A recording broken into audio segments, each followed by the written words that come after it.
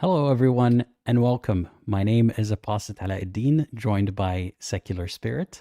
And today we'll be doing a live stream dissecting, I suppose, commenting on the efforts of a channel, YouTube channel, website, possibly an organization called Dawah is Easy. It was you who brought this to my attention. What did you think about it when you first came across it? Well, the thing that I thought was so interesting was how it was just blatantly presented as here's a guide to talk to various different people who are non-Muslims. And it was interesting to me how they even had it categorized, as we're going to soon see, as a conversation. So it's almost like I used to work at a call center, so it reminded me of the scripts that I would get at a call center when I'm trying to convince people to.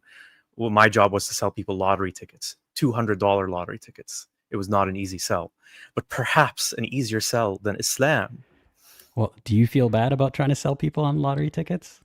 I mean, no, not really, because I stuck to the script and I didn't really press it anymore. But you could argue maybe it was a lot of older people who maybe sometimes they were just lonely and wanted to have a conversation with someone. And I felt bad about the only incentive for me to participate in the conversation was because I was doing my job and trying to sell them on something that they definitely didn't need, but it was for charity. So there's that. Hey, whatever you got to tell yourself to sleep at night. Exactly. Yeah, no, lotteries are usually not a good idea to participate in, just FYI, people, unless it's for charity, I suppose. Yeah, so back to the topic today. Yes, yes. I'll give you a hint of what is going to be on the screen. So we'll discuss what is Dawah. I mean, thankfully, this website is kind enough to define it for us. So maybe we'll start there. Dawah means to invite. That's what the Arabic word, and it literally means invitation, to invite people to Islam. There are many different ways to invite to Islam. Obviously, the most important is by our example. The Prophet Muhammad gave da'wah through his personality, honesty, and truthfulness, as well as direct invitation, as well as war and invasion and slavery and other means that are not mentioned here. Get to that But later. yeah, we'll get to that later. I mean, if we are just gonna, if all Muslims followed in Muhammad's footsteps, I guarantee you there wouldn't be converts, or not as many converts as there are right now, because you would probably not, want to join a religion of a person who traffics human beings. But that's we're I don't know if we're gonna get there today. Full disclosure. I didn't quite go through these guides yet because I wanted to be surprised by them. I wanted to give you my authentic reaction. So they do have a YouTube channel, which might be the topic for another day. But for today, we're going to go through a couple of, or maybe three, PDF guides that they have on how to converse with people from other backgrounds. So there's the dialogue with any non-Muslim, dialogue with Christians. That might be interesting. We could Well, get I to love that the one. one next to it too. Dialogue with Christians, an easy flowchart. And this one's a dialogue with Christians, not an easy flow chart. So you got you got to have high IQ for that one. Um, Dawah to a Christian version 9 or verses I don't know what this is, verses Yeah, 9. verses or yeah. Dawah to Hindus, to atheists, and so on and so forth. Some leaflets, a brief Islam guide. Where do you think we should begin today? Any non-Muslim or atheists? Well, just taking a look at the most popular ones. Let's start with the most popular one, which is dialogue with any non-Muslim. That one has the most hits. Sure. Let's click preview, see if we can just read it here. Okay. Can everyone see this clearly? Hopefully so. So do you want to play the Muslim or the non-Muslim in this scenario? Okay, I'll start as the Muslim, and then we can switch roles maybe at some point halfway through. Sure. Yeah, I'm very good at taking that side of the conversation. Okay. Go ahead. All Take it right. away. So I guess setting the scene where maybe we're walking down the street, maybe we're in the supermarket, trying to think of what is the best possible way to bring it up to a stranger. Let's say we're walking down the street, and I approach you. All right. Hey, can I tell you a bit about Islam? So I could say yes, I could say no. So let's say I said no. I'm good, thanks. Okay, so my instructions there are I need to try to find some other way of starting it, relating it to some natural events such as the tsunami, I like it, or other disasters. So, okay, maybe what I would say to you is, well, you know how there's all of these natural disasters in the world. Don't you ever wonder why they happen? I mean, how dare you talk to me about that when we're literally flooding right now because of the tsunami? Now's not the best time, but okay, sure. Yeah, I am wondering why my aunt's house got washed away in a tsunami, and why she barely made it out of there. Can you explain why? Those questions of why, I'm kind of improving Yeah. based on this one. Those questions of why are so important. And for me as a Muslim in Islam, I look to the creator of the universe as the most important thing in answering these questions. But before I continue, can I ask, do you believe in a creator? No, I don't. Wow. Okay, then we have to go to the dialogue of an atheist. All right. Okay, Wow, okay, this is this let's is like let's one of those, like what were they, like those Goosebumps books where you have to jump to different pages. it's like a choose your own adventure. Yeah, choose your own Um, adventure. Yeah. Okay, let's assume for the sake of the argument that I do because we want to continue in this guide. Also, notice how like if the person says no, I'm not interested, you don't walk away. You don't say, well, okay, I respect your opinions, or No. your wish not to be disturbed. Let me bring up a natural disaster and spin it into a way that my God is real. But I also understand the other side of it, which is, if God is real and you got to save everybody, you Then might as yeah. well be pushy about it. Okay, let's say I do believe in a creator or possibly multiple. I believe there's something bigger than us. Where do we go from here? All right. Well, we as Muslims believe this creator has the following characteristics. He sees everything, he hears everything, he knows everything, he has no beginning, he has no end, he is neither male nor female. There is nothing like him.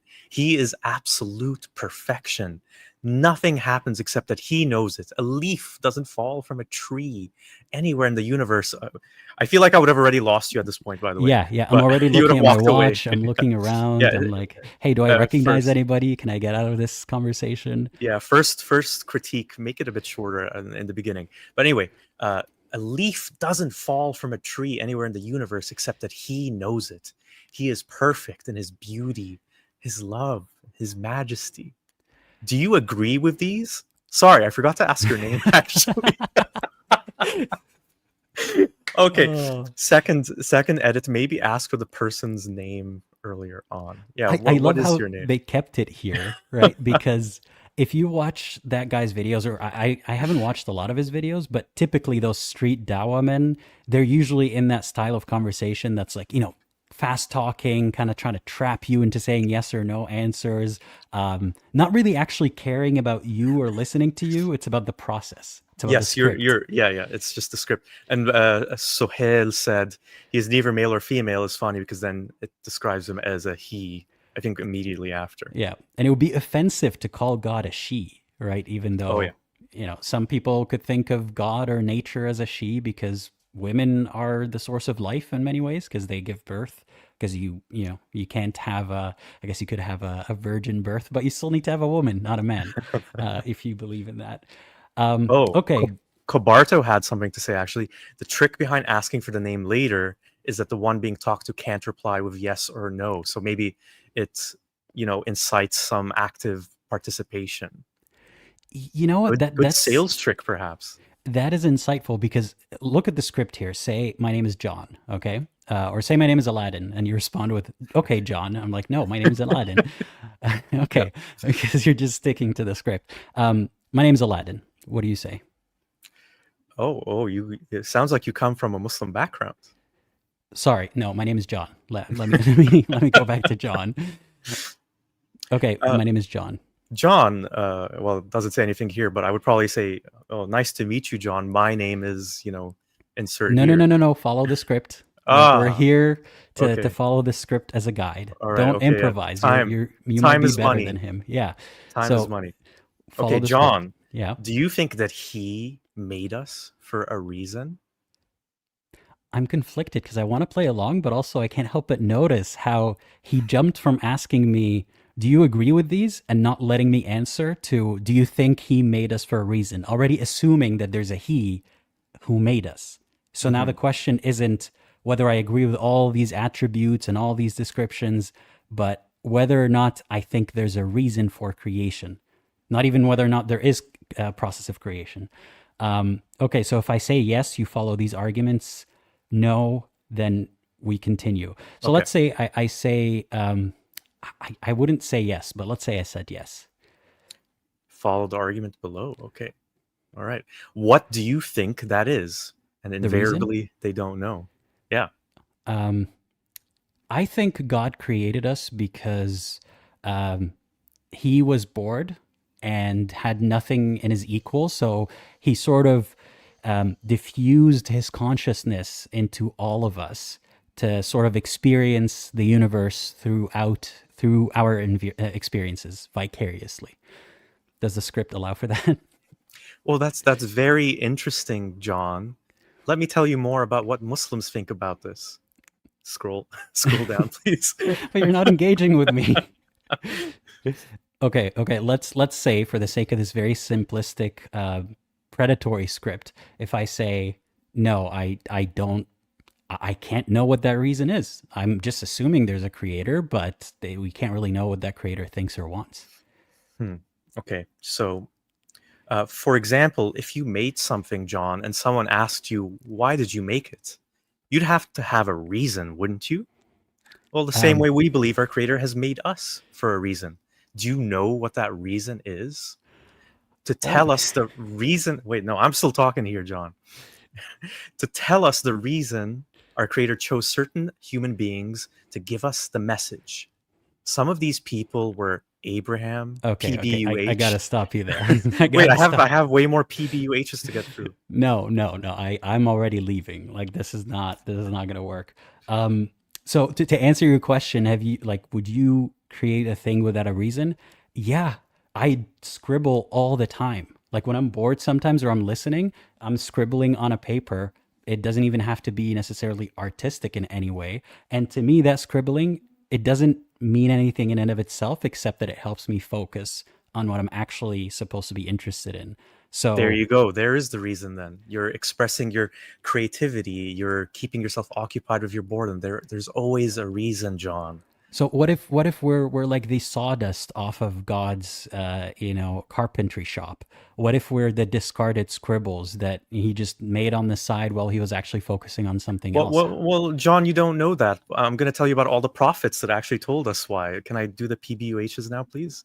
Are we talking about my beliefs or are we talking about your prophets and your beliefs? Because that sounds interesting, but it doesn't bring me any closer to believing.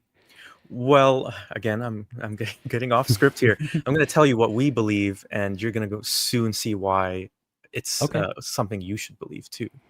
This conversation is mostly about you, I see, but sure, go ahead. So some of these people were Abraham, peace be upon him, Moses, peace be upon him, Noah, peace be upon him, Jesus, peace be upon him, and Muhammad, peace be upon him. I'm sure you must have heard of some of these names, John. As they brought a message from God, they were the messengers of God. Now, we believe these messengers of God all came with the same information, good news and a warning. I'm just snoozing. John, you Oh, okay? you already lost me. Just hold on, John. I'm getting there. Trust Okay. me. Okay, so not good news and bad news. To prove that they were sent by God, he gave them miracles. For example, Jesus brought the dead back to life, cured the leper, not a leper, the leper, Hmm. and healed the blind, all with God's permission. After Jesus, Almighty God, out of his love and mercy, sent another messenger. His name was Muhammad. Muhammad was also given a miracle to prove that he was indeed chosen and sent by God. The miracle given to the Prophet Muhammad is a book called the Quran. This book is a miracle for a number of Okay. reasons. What's your John, name, John, by the way? John, We never got to your name. What's your name? You never introduced John, yourself. I have so many scientific facts to tell you. Okay, what is your name, Mister Guy with a beard and a shirt that says "Ask me about Islam"? Well, What's your name? I'm whatever name you think would be best for me to Why are you tell you. afraid to tell me your name? Let's go with Alim, okay? My Alim. name is Alim, John. Okay, It's Alim so John. nice Your again. dad was called John. Again, John, it's so nice to meet you. I don't think it was a chance that we crossed paths today. I think this was meant to be. Again, I think this would help with Okay, the sale. you're talking way too slow for a Dawah, man. You have to be like quick. You have to be like a Am guy at an I? auction, like an Mm, auction. do I need more? Do you want to take over at this point? By the way. Yeah, we could switch. Okay. Yeah, yeah. I think if I was to critique myself, I needed a bit more, you know, arm gestures. Like if I'm talking about the Yeah, world and yeah. Like John. Listen. Okay, let's switch. But first, what do you want to point out about everything that you said so far? The Dawah man said. well, I think it's a little bit too much give and not much and not enough take. If you know what I mean by that, like I'm giving a lot of information, but I'm not getting the person I'm talking to participate that much. I'm kind of just barraging them with information. And if you remember, before this latest barrage started, I'm trying to explain the reasons why God created us, but why am I spending now so much time talking about these messengers and how we know they're for real? I feel like Right. it would be best to start with the reason and then kind of go back to explaining how we know that this is real, if that makes sense. So, are we giving constructive criticism to Dawah men to improve their pitches? I guess unintentionally I've started to do so. Yeah. Yeah, you just can't help it. It's it's your education. Okay, so yeah, that's a good point. We're not really talking about the reason God created everything, which Islamically is to worship Him.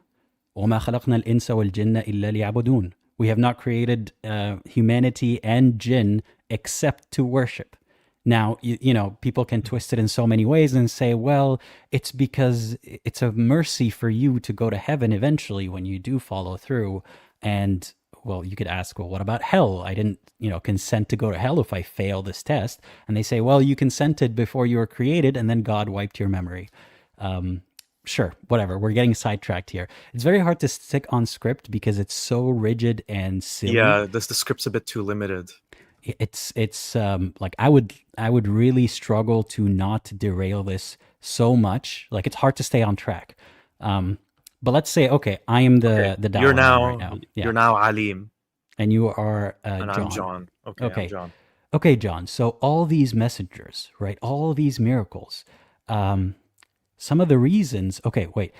This book is a miracle for multiple reasons. The book is back there, so I can't point to it. But this Quran is a miracle for multiple reasons. Some of the reasons are like scientific facts. It contains facts. For example, embryology, verse number 12 to 14 of chapter 23. Are you convinced yet? Like, Well, I'm assuming you as a Dawah man know it by heart, right? Especially because this is a really popular one for Muslims to bring up as a scientific fact that proves that the Quran couldn't have been man-made. I'm trying to remember which one this is. I should have done some prep. It's I know the it's one nutfa, where thumma alaqa, thumma yeah, blah, blah, that's blah. it. But basically, for anyone who doesn't know, basically it's a description of how an embryo grows and becomes, Oh, wait. a Interesting. I just looked it up. I just looked it up right now, and it's more interesting than that. Verse number 12 of which surah is this? Surah number Surah Al-Mu'minun.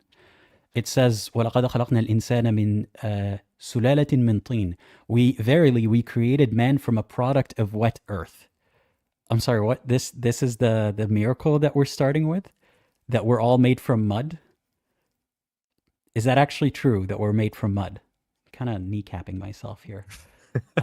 Maybe I should have started with yeah. the next Ali one. kind of skip past that. Yeah. Okay. Skip verse 12. Actually, it's 13. 13 says, ثُمَّ جَعَلْنَاهُ نُطْفَةً. So then we placed him as a drop of seed in a safe lodging.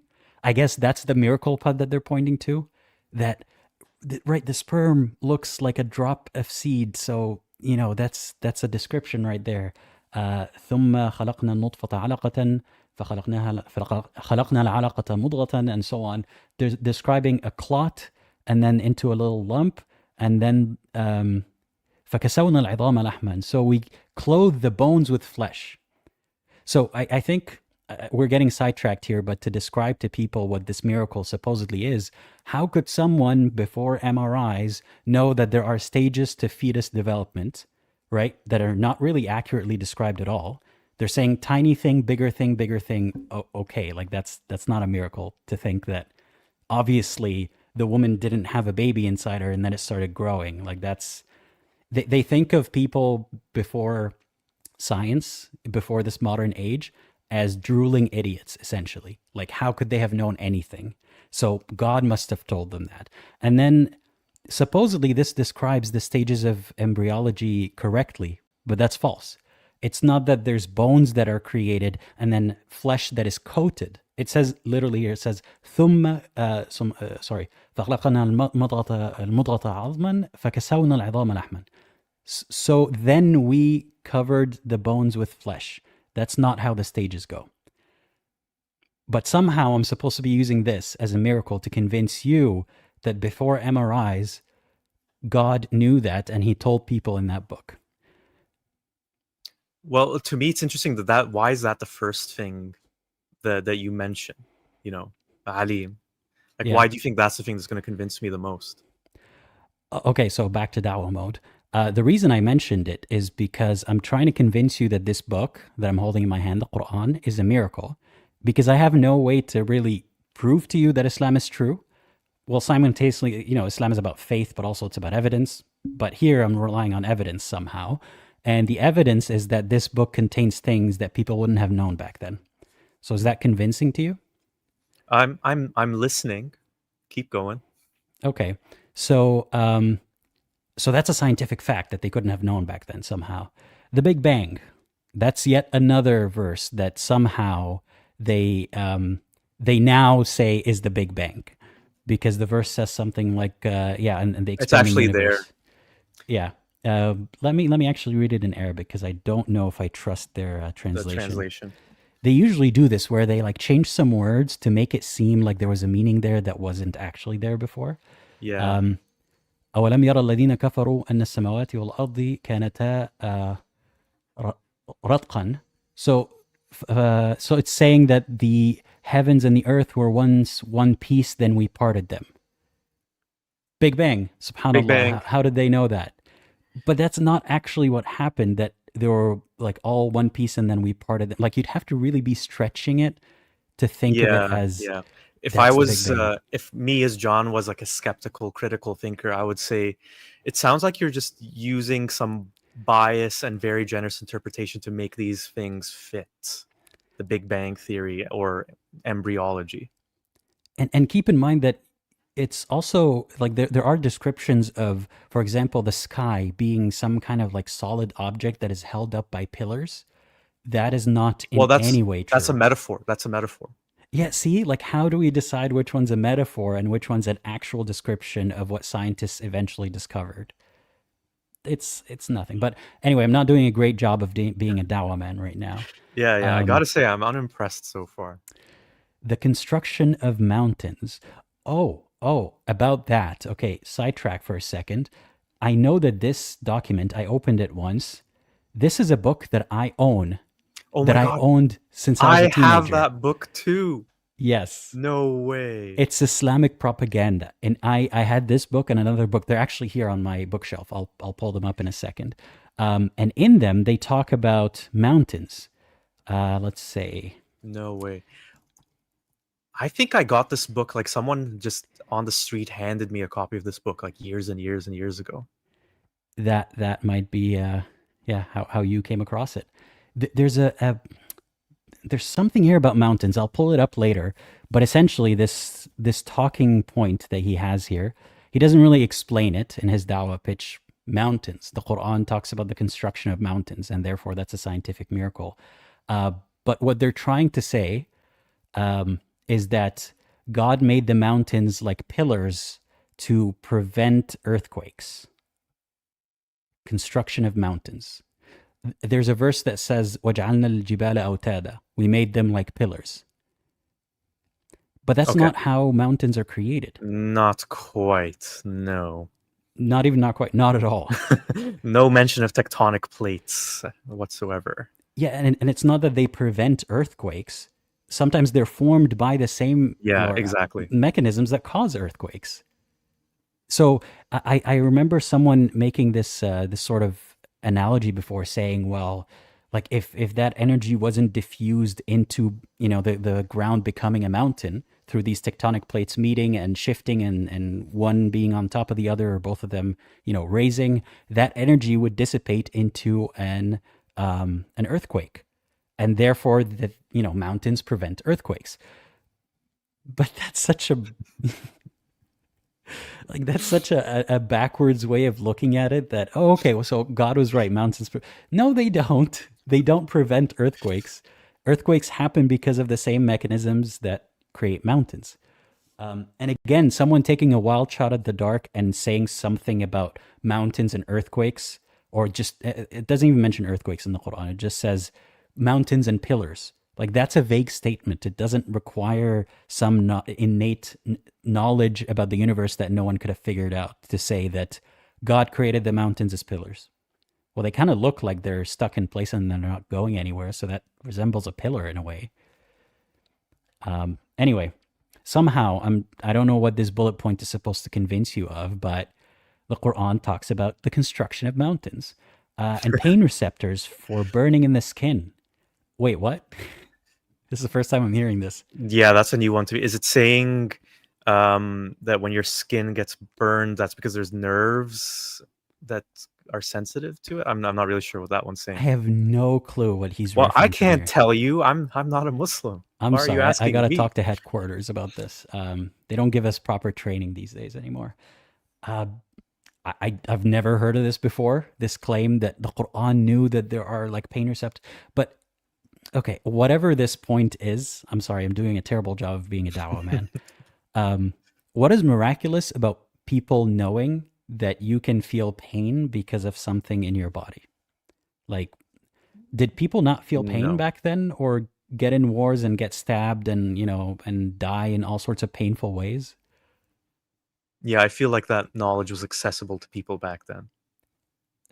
And the whole premise of scientific miracles, the entire premise falls on this unstated assumption. People back then knew nothing and were stupid, and they could not have known anything at all. But now we have technology and we can know things. So either they had access to some secret alien technology back then, or divine knowledge from God. But who created MRIs? How did we come to the point where we have technology? It wasn't divine sent. It wasn't like anything in the Quran was then used to build on and discover electricity and create MRIs and then figure out how many bones there are in the body. It's all because of humans. So to minimize the contribution of the scientific contribution and scientific knowledge of so many people over thousands of years, how do you think we got here? Like, now it's accelerated, but it took so long of accumulated knowledge, and like, people weren't stupid. So they want you to think that people back then were so stupid that they couldn't have known anything unless God told them. And whenever their description in the Quran, the author's description of the universe, is false, well, it's a metaphor. Well, it doesn't mean what it means. Yeah. Anyway, terrible, terrible Dawah person I'm being right now. I'm not convincing you. Okay, so let's move on to the next one. Forget the miracles. Okay, you're not convinced? You need more No. reasons? Okay. See, they do that. They give you 1,000 bad reasons, and Yeah, yeah, hopefully in there's yeah, something. it's the barraging method. So like no one piece of evidence is that convincing, but somehow a lot of not very convincing things inevitably proves that it's true. And I think that approach works for a lot of things beyond just like Islam, to be honest. Yeah, yeah, and that's the thing. Like, I always want to remind people, we're not claiming here that this predatory approach is unique only to people who want to convince you of this particular belief, or people from a specific ethnic background, or anything of the sort. It's pointing out that commonality in these sleazy tactics, whether it's a salesperson trying to sell you on a timeshare, whether it's a cult member or a cult recruiter, whether it's an army recruiter trying to get you to join the army of a country that you don't want to join. There's a lot of common tactics here. So please don't take this to mean that these are the only dishonest ways to make somebody join a religion ever. But this is one very common example I guess, in invitation to Islam. So yeah, forget all the scientific miracles. Maybe you're not a man of science, or maybe you're too much of a man of science that none of this really hits close to home to you. What about this? Muhammad was unlettered. They used to say uneducated, or what was it? Illiterate. Illiterate, yes. But now they say unlettered. So he did not know how to read or write. What does that have to do with anything? Well, hear me out. This book was given to a man who could not read or write. How do we know that? Because it says so in the Quran. I'm sorry, that caught me by Wow. surprise. Wow. Um, keep in mind that like you're somebody who doesn't believe in Islam. Which So fallacy is that? Begging the question. is this like circular logic? Circular. Yeah, I'm not sure. It's a circular claim. Like how do we know that? Because it's in the Quran. But you, And his wait, finish the sentence. you Alim are sorry, you Wait, John, I'm John. You're Ali. you John, me Alim. I don't You know if you're John, so Ali after all. But anyway, keep going. you John don't think it means jack if something is written in the Quran or in the Bible or in whatever other holy text. It doesn't really mean anything. Like it's not a point of authority here. Sorry, what were you gonna say? I was just saying, go ahead and finish the sentence. Yeah. So, how do we know that? Because it says so in the Quran, and his enemies never called him a liar. Oh, okay. That's good to know. Thank you for. So, are you implying that this means that Muhammad didn't write the Quran? Why are you telling me this? Well, wait. So you're telling me you're not convinced already that Islam is the truth? Mm, no. Okay. So, the reason I'm telling you this is because if he couldn't read or write, how could he come up with a book as amazing as the Quran? Ah, okay. I understand now. Well, you probably should have explained that instead of me having to ask you. But it's okay, Alim. I'm patient. I don't have anywhere to be for the next hour. Okay. That's a good point, by the way. They did call him a liar. Like there are people throughout history who called him a liar, but even if there weren't, like how do we know anything about Muhammad's life? Because of what Muslims wrote about Muhammad. We don't have any sources whatsoever No, about no. Muhammad that aren't Islamic. The thing that I find useful telling people sometimes, just as a point of comparison, is that Muhammad is from roughly the same time period as King Arthur of Camelot. And when you think that they say that King Arthur might have been based on a real person, but it's completely been lost. A lot of truth and facts can be lost in those 1400 years. Yeah. And like when they say that even his enemies didn't call him a liar. When I was a kid, that might have kind of worked on me Yeah. because I took the story as truth, right? As well, this guy, his enemies didn't call him a liar, but somehow they so stubbornly refused to join Islam because why? Well, because they suck and they deserve to be tortured in hell. But that's sort of like the simple story that they tell children and apparently adults now. Um, Okay, that's a good point. Space Leah says they never called him a liar. That's what misogynists say about people calling them out on their BS. Like it's like when someone there's a scandal that someone was harassing people, and the community defends him by saying, "But nobody else thinks he's a bad person." Um, anyway, yeah. So he was unlettered, meaning that he couldn't have written the Quran. Do you think that's convincing enough for you to join Islam? No, I need to hear more. Okay. I mean, there's more to say about this point if you really want to be a prick about it and really destroy it. But let's move on. The Quran has remained unchanged. It has remained unchanged for 1400 years. See for yourself in the British Library. Apparently, there might be an old manuscript there. And there's a verse that I can quote about it is we who have sent down the dhikr, and surely we will preserve it. What do you think of that? Um, okay, so what does that prove that it hasn't been unchanged? Just because the Quran says that it won't be changed? Well, yeah. So it called it out. That's a miracle, right? That it says in the Quran that it will It's a not be changed. miracle. It's a Yeah, miracle. Okay. preservation miracle. So it called it out that it will not be changed. And also, do you see any other book that has not been changed for 1400 years? Can't think of one. Exactly. Therefore, Islam is the truth.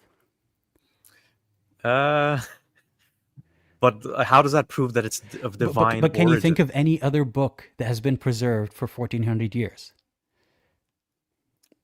Uh, the Bible?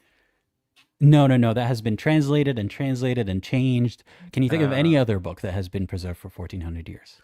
I'm stuck. I can't. I don't read that many books, to be honest with you, Halim. Okay, so you agree with me then that the Quran is divine. I think I still need a little bit more. I gotta be honest. Okay, so by the way, that's I how don't they want to be get you. rude. That's how they get you. When the question becomes, can you give any other example of a book that has been as preserved? And perhaps you don't read a lot of books or you don't really care about the preservation of books and you say, no, I don't. They're like, aha, so you do agree with my point that Islam is the truth. So, like the question, they're always shifting the question. At first, it was, do you agree with these lists of attributes about God? And don't even give you a chance to answer and then ask you, well, what do you think the reason for creation is? So you implicitly agree with everything else before. But by the way, like to be the critic here again, I'm not the Dawah person at the moment.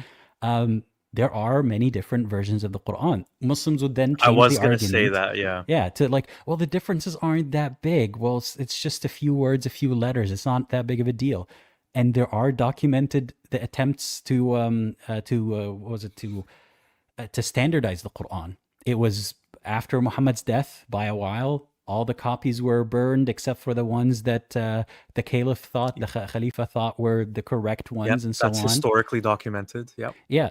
And the bigger question becomes, so God got off of his throne and finally preserved something. But since the beginning of creating the universe, right? He created this entire universe billions of years ago, Big Bang, that they now acknowledge happened, and so on and so forth, evolution up until we get to humans that are smart enough to actually have language, or, I don't want to say smart, have the cognitive abilities to communicate and socialize. And then started sending messengers, and then didn't preserve their message, and then confused people into thinking, well, there's Judaism, but not really anymore. There's Christianity, not really anymore. But this book I'm going to preserve, this final book. Why did he not preserve the past ones?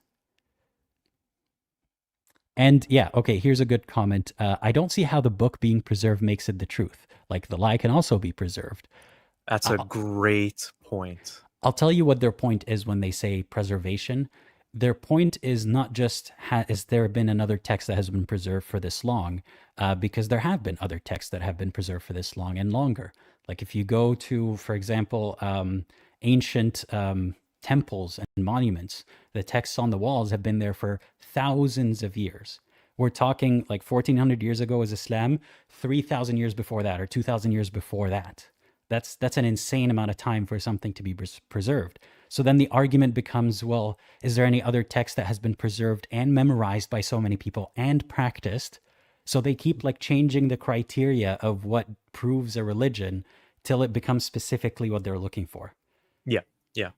So it's not about preservation, it's about preservation plus everything else. Yeah, you always have to look at these things as like a collection of evidence, not just the one thing.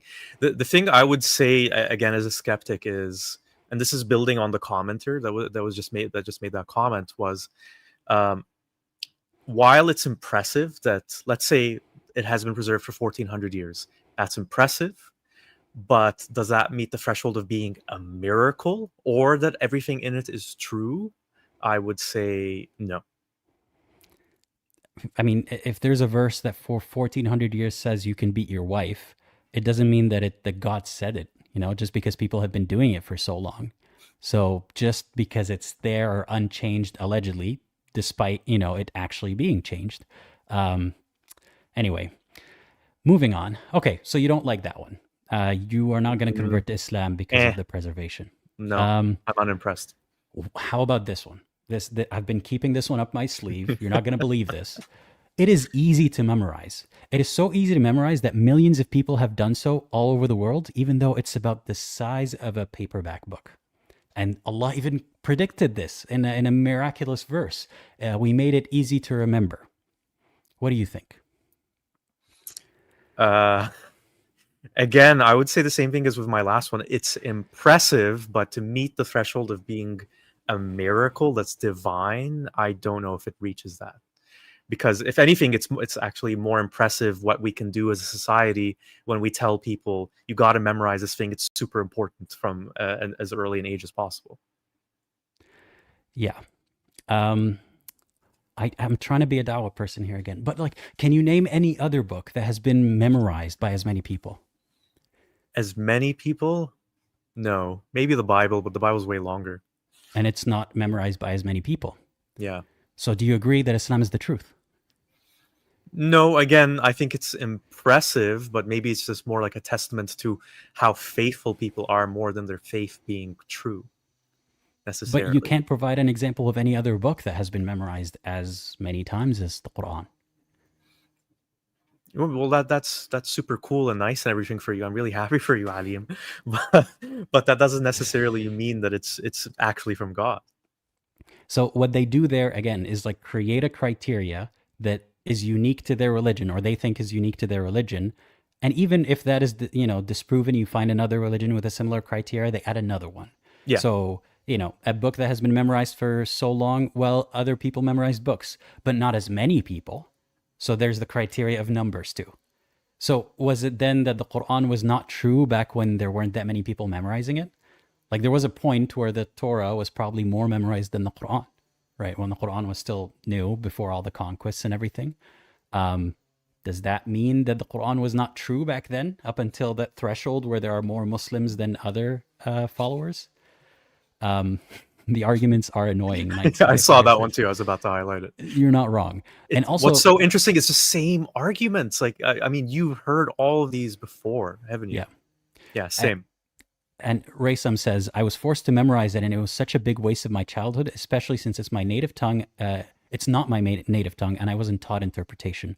So many people I've spoken to who don't speak Arabic as a first language, either like a few of them would be encouraged or forced or instructed to learn Arabic and also learn the Quran, but the majority of them are instructed on how to read and enunciate and pronounce Arabic, not understanding what it means, just so they can memorize the Quran and read the Quran.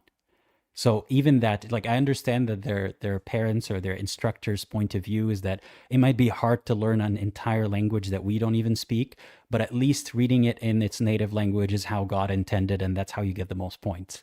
But why does God give a crap what language you're reading it in? And why is the meaning not preserved in other languages? Why do you gatekeep yet simultaneously say it's miraculous?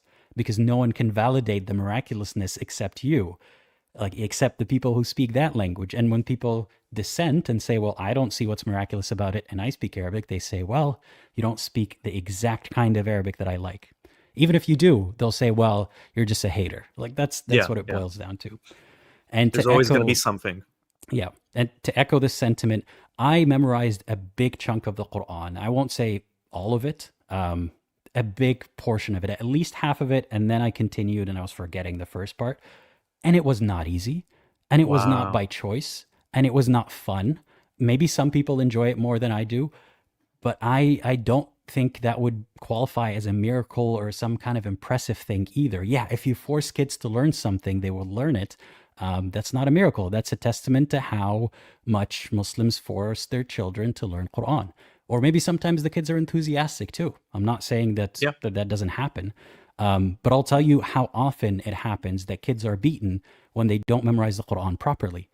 Like not refusing to memorize. Sometimes they try. And I'll speak from experience. I had a sheikh who would like hit me with a like not a ruler, like a piece of like rubber when I would make a mistake in reciting.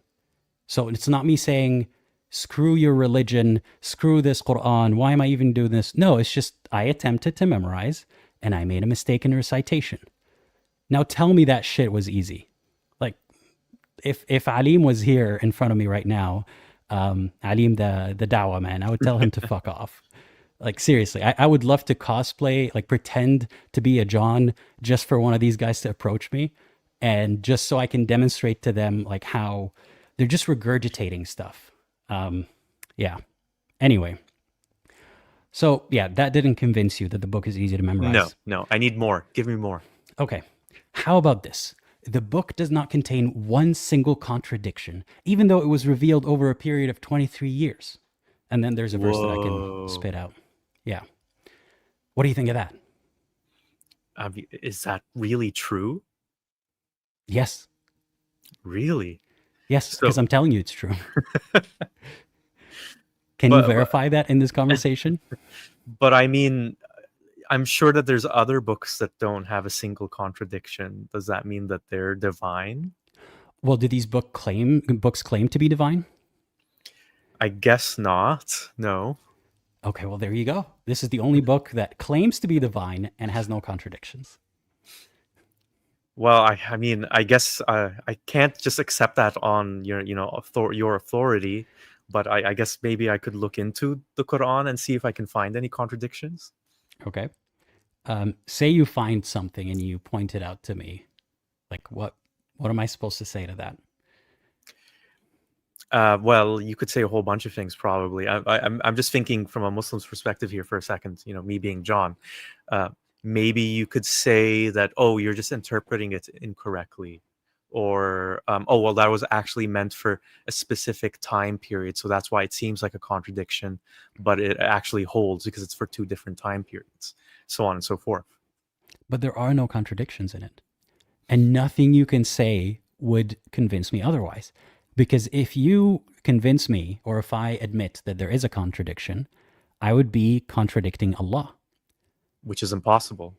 I'm starting to understand now because you said a bunch of stuff about him in the beginning. Like he was beautiful and perfect and loving. I can't remember now. It was a lot of stuff. Yeah. Even Allah's attributes, I would argue, some of them are contradictory. Like you can't be the most vengeful and the most merciful at the same time. You can't be just and the most merciful. Justice is not mercy. And yet he manages it somehow. Yeah. He's a jack of all trades and a master of all trades, apparently. Okay, let's continue. So that does not convince you. My No, claim no, that no. the Quran has no contradictions. I mean, I'd have to investigate it. And even Okay. then, I'm still not sure if it would convince me. Okay. How about this? The Quran contains a challenge that I will extend to you right now. Okay? God says that if all of mankind and jinn kind, spirits, do you believe in spirits, by the way? That's a whole other discussion. That needs another PDF. Yeah. If they all got together, they couldn't produce a book like the Quran. In another part of the Quran, God says they couldn't even produce one surah like the Quran. The shortest surah is 3 sentences, and all of humanity and the jinn together couldn't produce 3 sentences like the Quran. Therefore, God is telling us that this challenge has stood for 1400 years. What do you think of that? How was this challenge judged? Like who participated and submitted, you know, something like it, and then who judged whether it was like the Quran or not? Well, there was, I can't remember this off the top of my head, but I think there's an instance of somebody throughout history who actually like came up with a few verses, and Muslims point to it as like, look, it doesn't even sound like the Quran. It's not the same thing. But who decides? Well, obviously Muslims would decide because they are the ones who are familiar with the Quran, especially the scholars who studied it. So they are the judges. But wouldn't I'm just a question here? Wouldn't they be biased in believing that there's no one who could do it because their God says that there's no one who can do it? Well, okay, Dawah mode right now. You could say that, like, people are biased, but on average, these biases should cancel out. There should be at least one impartial judge out there. So throughout history, all the people trying to replicate the Quran, there's not one judge who found that it has been replicated or copied. Maybe it would be maybe I would be more receptive to it if one of the judges was not a Muslim and so didn't have a bias. What if it was an AI judge? Now that we're in the era of AI, Well, AI is haram, but that's another discussion. another PDF once again. No, Okay. I'm joking, by the way. I don't know if there's a ruling on AI yet, but I think AI should be haram. I think AI should be outlawed, but that's another discussion. Anyway, going back to it.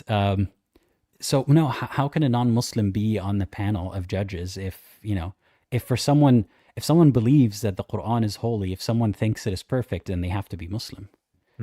Well, okay. What standards? Like how, like, if someone is judging like a diving contest or whatever, they're judging them on all sorts of different things. I don't know anything about diving, like maybe how good your form is, how big your splash is at the end. Again, I don't know if Or that's how actually a thing. small. I don't know if Oh, they sorry, how small the splash is. yeah. What would be the things that they would be assessing this to determine, and like what is the criteria that would determine, oh, it is actually divine? Well, I can give you some examples about how the structure of the Quran is unmatched, right? The way that the verses follow each other, the way that sometimes there are rhymes, sometimes there aren't. There's I don't remember the exact naming of it, but some kind of structure to it. All of that, all of these qualities are not present in these other books. What do you think about that? I feel like you didn't really answer my question. Well, there is no set of criteria to show you, like, yeah, my camera is toast. There's no set of criteria to show you what is and isn't, like, in what is and isn't perfect, or like how you determine if a book is like the Quran. You just know when you hear it, You just feel it, like it's an intuition. Yeah. Let me see if I could try to fix my camera. So yeah, you're not really. Someone keeps spamming this chat that a Apostate Prophet is. Yeah, Why are you yeah. telling me this, bro? Yeah, I timed them out the last time, but I think they Yeah, created a new account. Hold on.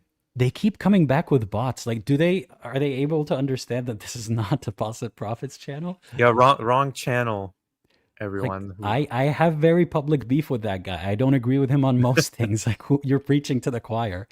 Anyway, yeah, my camera is not working right now. So let's go back to the Okay. to the script here. So this challenge, the fact that Muslims have never claimed, or they've never ruled that anything has been produced that is like the Quran, doesn't that make you believe in the Quran? No, because I don't think it's really an impartial test. I'm not really sure how you would even determine if someone passed the test or not. It seems like a rigged contest. So, but no one has succeeded in copying the Quran. You should be believing that Islam is the truth by now. Why are you not budging? I don't know. Maybe it's Satan. I'm not sure. I can feel something pulling at me from inside. It might be Satan. Okay, all right, fine. I'll read some Quran into your ears. Maybe that'll help. أعوذ بالله من الشيطان الرجيم. Say it with me. أعوذ بالله من الشيطان الرجيم. I seek refuge in Allah from the what was rajim? Like the evil shaitan, the ill-meaning shaitan. I'm more of an argument person. Give me more arguments. Fine. How about this? This is a slam dunk. Okay, if you don't convert to Islam right now, why didn't you say it first? Why are you saving it for the seventh? I'm just hyping it up. Okay, I'm telling you what to expect. This one, you can't come back from this. Number 7, the Quran changes people. The words in the Quran have a great effect of changing people's lives. Oh, damn. Okay, I'm a believer. There, I'm gonna do my shahada now. That's it. Bro, that's the best argument I've ever heard of. It has an effect on people. Oh, wait. I once heard of this book called The Secret, and I heard that it changes a lot of people's lives. Is that also from your God? Now you're just manifesting counter arguments that don't need to exist. The Bible has a great effect of changing people's lives. Yes, and it actually originally came from Allah. Thank you for proving my point. but I thought it was like corrupted or changed, or wait, maybe you didn't say that. But I've heard other Muslims saying that. But that's people's fault. That's not Allah's fault. Okay. Yeah, I'm missing the dramatic nasheed noise in the background. Believe it or not, I could get copyright strike for that. So let me not put some nasheed in the background. But I guess the point of this argument is that the effect it has on people should be proof. So, placebo, I guess, should be proof of nothing. No. Yeah, this is terrible. Like, they're all bad arguments, but this one is like, there's no room to even argue it. Harry Potter changed people's lives, you could argue. Lord of the Rings. Yeah, fair. They're not memorized by so many people, though. I don't know about that, actually. Did you memorize it? The Quran or Harry Potter? Not me, not you, not Hermione, you. Okay, so how about this? How about this? This is undeniable. All right, it has a unique style and cannot be copied. Well, I mean, I don't know that because my name's John. I'm not an Arabic speaker. How do you know that? Well, it is proof already that no one has copied the Quran or produced something like it. So that is proof that it is unique, don't you think? Um, I mean, I think I couldn't really say unless at this point that I'm an Arabic speaker, Okay, let's assume you and are and an also a Arabic speaker. classical Arabic speaker, classical Arabic from the sixth, Okay, seventh century let's AD. say your name is George and you're Lebanese and you're actually educated in classical Arabic. You have a Oh PhD in wow. Arabic literature. Okay. Um, do you think that the Quran having a unique style is proof that it is from God? Not necessarily. I'd have to go into like what makes it unique, and here's the most important part: how that uniqueness eliminates the possibility that it was made by a human. I have to break character for a second. This argument is so bad because it's like how do I phrase this? Like they're grasping at straws here. They're saying nothing else looks like this, therefore it must be from God. So you're telling me this almost like paranoid levels of reading into stuff. Like imagine if my landlord wants to increase the rent, for example. Okay. They could show up in person and say, "Hey, I'm the new landlord. I bought it from the previous owner. Here's the paperwork to prove it, and also here's the paperwork to show that I can increase the rent. Now you owe me more." I might not like that, but I can Mhm. accept that. But what if I started reading into the positioning of the mat that is outside my door to try to figure out, oh, it must be a new landlord who's implying that like he doesn't like how much rent I'm paying. Like what? Well, I have to go looking for signs. I have to go looking for instead of actual proof. So God, instead of showing himself to us, imagine God being like Alim and saying, but look at how the sentence is written though. Like how could it be anything but God? Dude, just show up. All you got to do is show up. Why do we have to play almost schizophrenic games with words just to deduce that this one book is special and divine? Yeah, that's the thing that when I first really started questioning and then eventually left, that really swayed me. That if God wanted to, He could just have me know that He is real, and that my faith is in something that's true, like that, right away, because He's Yeah. all powerful. But He didn't, and I couldn't think of a good reason why beyond, Allah knows best. He's judging us, He's testing us. He wants us to freely believe in Him or not, which all just sounded hollow to me. And that's what it comes Yeah. down to. Why is all of this needed? And that's what I'm asking you right now, as John or George or whatever you want to call me. Yeah. And I think the premise is that you have to have faith. It can't be on evidence or rational arguments. But at the same time, they pretend like there are rational arguments and evidence. Which is it? Like it's not like as soon as you run out of arguments, you say it's faith. But when you have something that resembles an argument, you say, well, we can run with the best of them philosophers and we can point out how we can prove that there is a God. Choose a lane. You can't have it both ways. But anyway, yeah, supposedly the unique style of the Quran, that didn't convince you? Okay, how about this? Check this out. It is the largest and fastest growing religion. It has produced the largest religion, 1.6 billion followers, including you and me, by the way, including Aladdin and Alim. We are counted in those 1.6 billion followers because they don't acknowledge apostasy.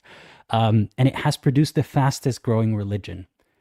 Does that convince you that Islam is the truth? Isn't Christianity a bigger religion by like just like Yeah, numbers of but it's followers? sinking right now. Like it's not growing as fast as Islam. But you just said it was the largest when Christianity is the largest. It's the largest growing. It's not the largest. I'm I literally I literally just heard you say something different. But okay, so you meant the largest growing. It has produced their largest religion. Yeah, a typo. Don't worry about it.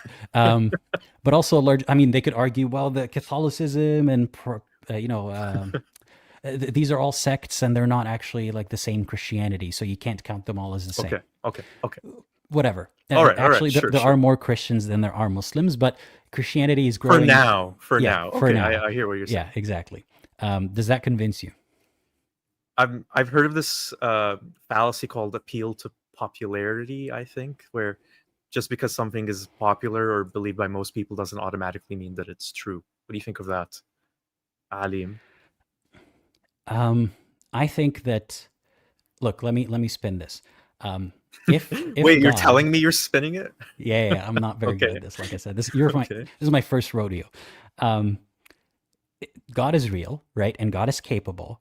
So it follows that his religion would be the fastest growing.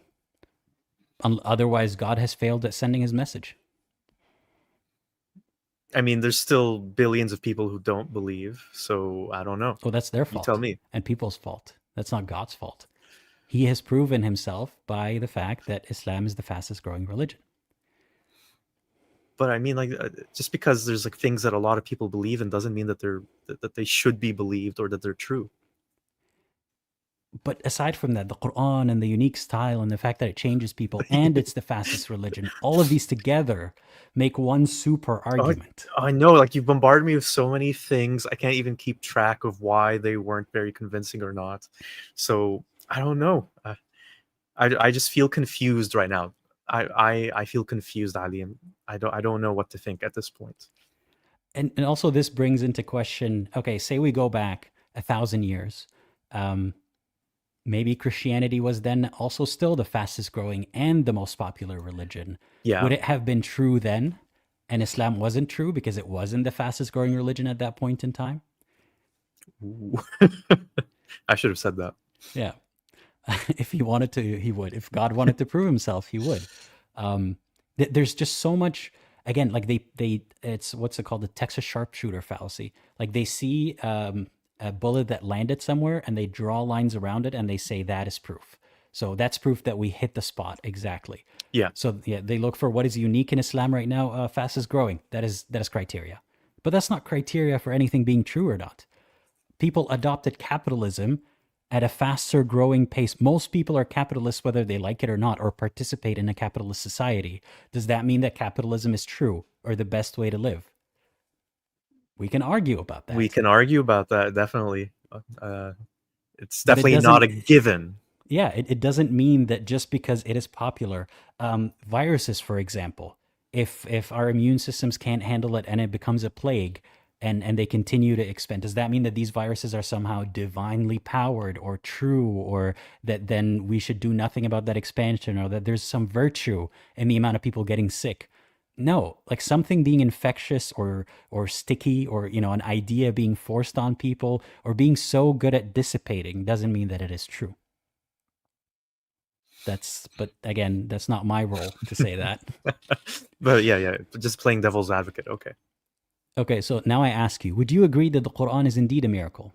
All right, let's say, okay, yes, it does seem quite amazing. Okay, if you accept that the Quran is a miracle, then you are accepting that Muhammad was the true prophet of Almighty God. Would you agree with that? Yes, he probably was a prophet. I like that. He probably was. Okay. He probably was. Yeah, what a shahada. Oh Um, no. are you sure he was a prophet? Well, I don't really know much about him. He's the guy who married the 6-year-old girl, right? It was a different time. He only went to Epstein's Island like once, okay, and it was to spread Islam there. Um, yeah, no, that's out of context. Let's forget Okay. about that. Okay. He also did so many things. He was nice to his neighbors. He gave to charity. He was a good businessman. Yeah, he was an excellent businessman. Exactly. His first wife was a businesswoman, so he was a feminist. Um, Mm. He you know, was for nice to his wife that was a slave. Yeah, and he was nice to all of his wives, except when they felt neglected and they felt like he was going to divorce them. He just let them give up their rights to stay with him. But he was a nice guy, I promise. Does that make you feel any certain way about him? So this is what you've given me now, a brief outline of his life. Yeah, he says, "Yeah, I can see now he was a prophet." That's your line.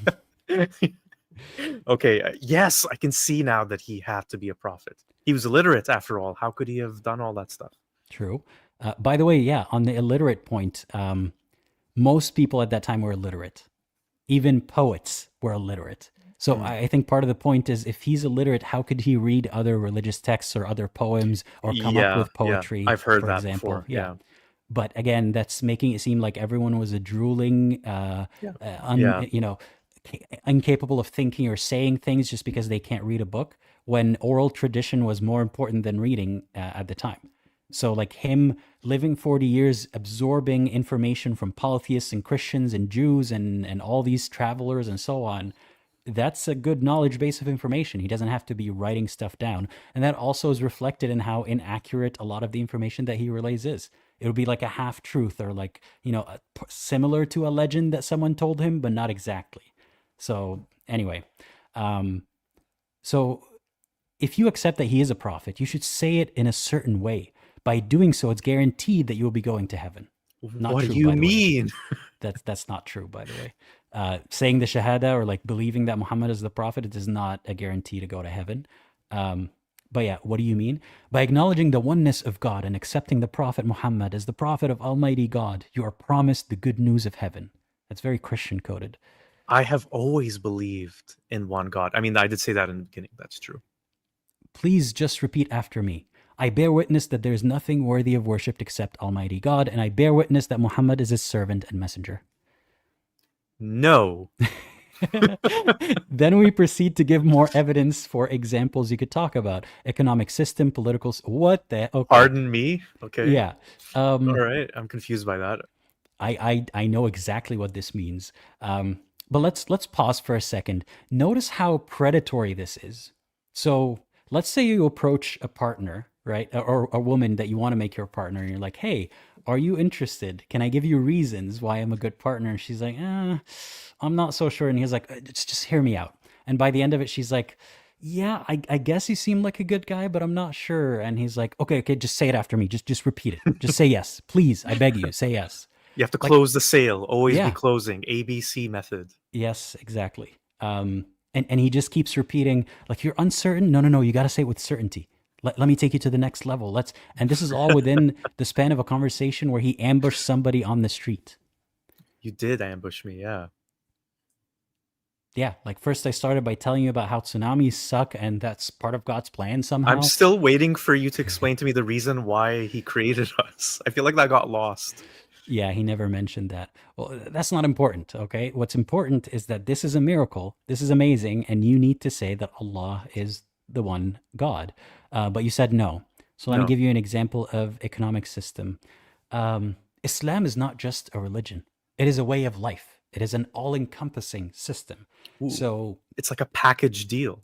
So yes. instead of buying all these different things, like getting Amazon Prime and Netflix and whatever other things there are, Disney Plus, Like you don't have to all I worry need is about Islam. figuring out what to do or like what's right and wrong. You don't have to worry about how to have a society function. It's all in here. It's all in this book, and everything said about this book and everything Muhammad said, right? It's an economic system. Like Islam has rules on zakah, on charity, On interest. yeah, no interest, except actually Muslim banks do charge interest in a sort of a roundabout way. It has a political system too. You have a khalifa, you have like rulers and so on. Women are not allowed. No woman can ever lead people. There was a hadith about how Muhammad said, لن يفلح قوم ولوا أمرهم لامرأة. So a people would not succeed if they gave leadership or decision power to a woman. Well, John, as a misogynist, I'm totally on board for that. So Why didn't we start there? I should have started with the misogyny. this whole time we could have just been talking about our shared hatred of women. There you go. Oh. Yeah, and it has a legal system, Sharia. That means law. There's rulings on what to do in various situations, and if that situation has not been, has not been described in the Quran or the Hadith, that's okay. We have a bunch of smart-ass men who have done nothing but study Islam all their lives, and that's their source of income, and that's their whole life. They will give you a fatwa, an opinion on what you should do. So you need to clear it with them just to make sure that you're not doing something haram. So we have an all-encompassing system. Does that make you want to join Islam? I'm definitely well. I think you're starting to have me now of the misogyny. So is Islam the thing also that cuts off thieves' hands if they steal something? Yes, and that's why Saudi Arabia is the safest country in the Oh, world. I always felt that we really need more deterrence to stop crime in society. Exactly. It is a Hmm. deterrent. Yeah. And it works, right? You just said so. Saudi Arabia is one of the safest, Hmm. most beautiful, I mean, except for journalists if and you and ignore all women the and abuse yeah. and the human rights abuse and the low income, low paid, almost slave wages that they give Okay, to aside from all those things. All right. aside from Okay, all those cool. things, you don't have to be as worried about someone stealing your cell phone when you're walking down the street because we will chop their hands off. It sounds Um, like a Jannah on earth. you should move there. In fact, I should also move there, but Yeah, instead what are you I doing am here? well, I'm spreading the What message of what are you Islam. doing in the country, Inshallah, the land of someday. the infidels? Inshallah, someday I will return to Saudi Arabia and have a dream life in this dream utopia that I think exists. So I can go to Mecca every day. Um, anyway, so yeah, telling you that it is a holistic system. Does that make you want to join Islam I'm anymore? a bit more intrigued now. But I need like a clincher. I need something to finish me off. Well, there's a massage parlor over there, but I can help you with this part. I can show you the Quran. You see how he keeps asking, "Can I show you the Quran? Can I do this?" And then the answer, if it's no, is just going to be, try to force him to say yes. It's not okay. If no, then say, "Have a nice day. I hope you think about it, and I'll be here." No, it's like if no, then find a way to bring it back to yes. It's very pushy and predatory. So You forgot this essentially, argument too from the commenter. you get four wives. Yeah. Did I Oh, mention you sweet. get four wives? Here's the best part. You can get a woman with so little experience in life that she is barely even a woman. Mhm, Like she lived with her father at her father's house, maybe has an mhm. education, maybe doesn't, but essentially she'll just follow in your shadow wherever. You can order her for yourself, and that's halal. That sounds very tempting. But just to clarify, I do have a sister. She doesn't get four husbands, right? No, no, no, no, Oh, no. phew. Okay. All right. Which, by the way, we need to talk about that. She needs to also convert someday. Is she single? She actually is. Well, she has a boyfriend, but he's No, he's that's not a that's Muslim. haram. That's canceled. We gotta get her a good Muslim man. Okay, but You you're don't need the showing me a burgers in the Quran. masjid. Yeah. I have. Oh, sorry. I have the Quran in my hands. What am I looking for right now? I guess maybe say to them, why don't you choose a page in the Quran and I'll pray and ask God to guide us through your choice of that page in the Quran. If they agree, then you can show them the Quran. Usually, I found that the verse which is selected is very relevant to them and they're Oh, surprised. okay. All right. Okay, Let me pick a random surah and ayah. Okay, 46:15. what is that? Let's look it up. Just pick something 4615. randomly. All Is right. this from your research on for your This next is video? nope, nope. This is just a Okay. random surah and random ayah. وَوَصَّيْنَا الْإِنسَانَ بِوَالِدَيْهِ إِحْسَانًا. We have commanded unto men kindness towards his parents. His mother, struggled to have him, and so on and so forth. Wow, I've always had a great relationship with my parents. Maybe this is a sign that I should convert them to Islam as well. There you go. This is great. I'm getting a great return on investment on bothering one person Mhm. to get multiple converts. Um, exactly. I was just about to say this. This is palm reading bullshit. This whole we'll find something that resonates with them, and therefore that they think I have a connection with the divine. That's like when a palm reader or a psychic starts to put out feelers as to like, is there somebody with a relative with a first letter of their name is M? I'm seeing the name George. Is there a George Yeah. anywhere in the live Anyway, chat? anybody know a George? Oh, your mother's friend's cat was called George. Yes, yes, that's what I'm talking about. Like that's what this is. Yeah, pretty much.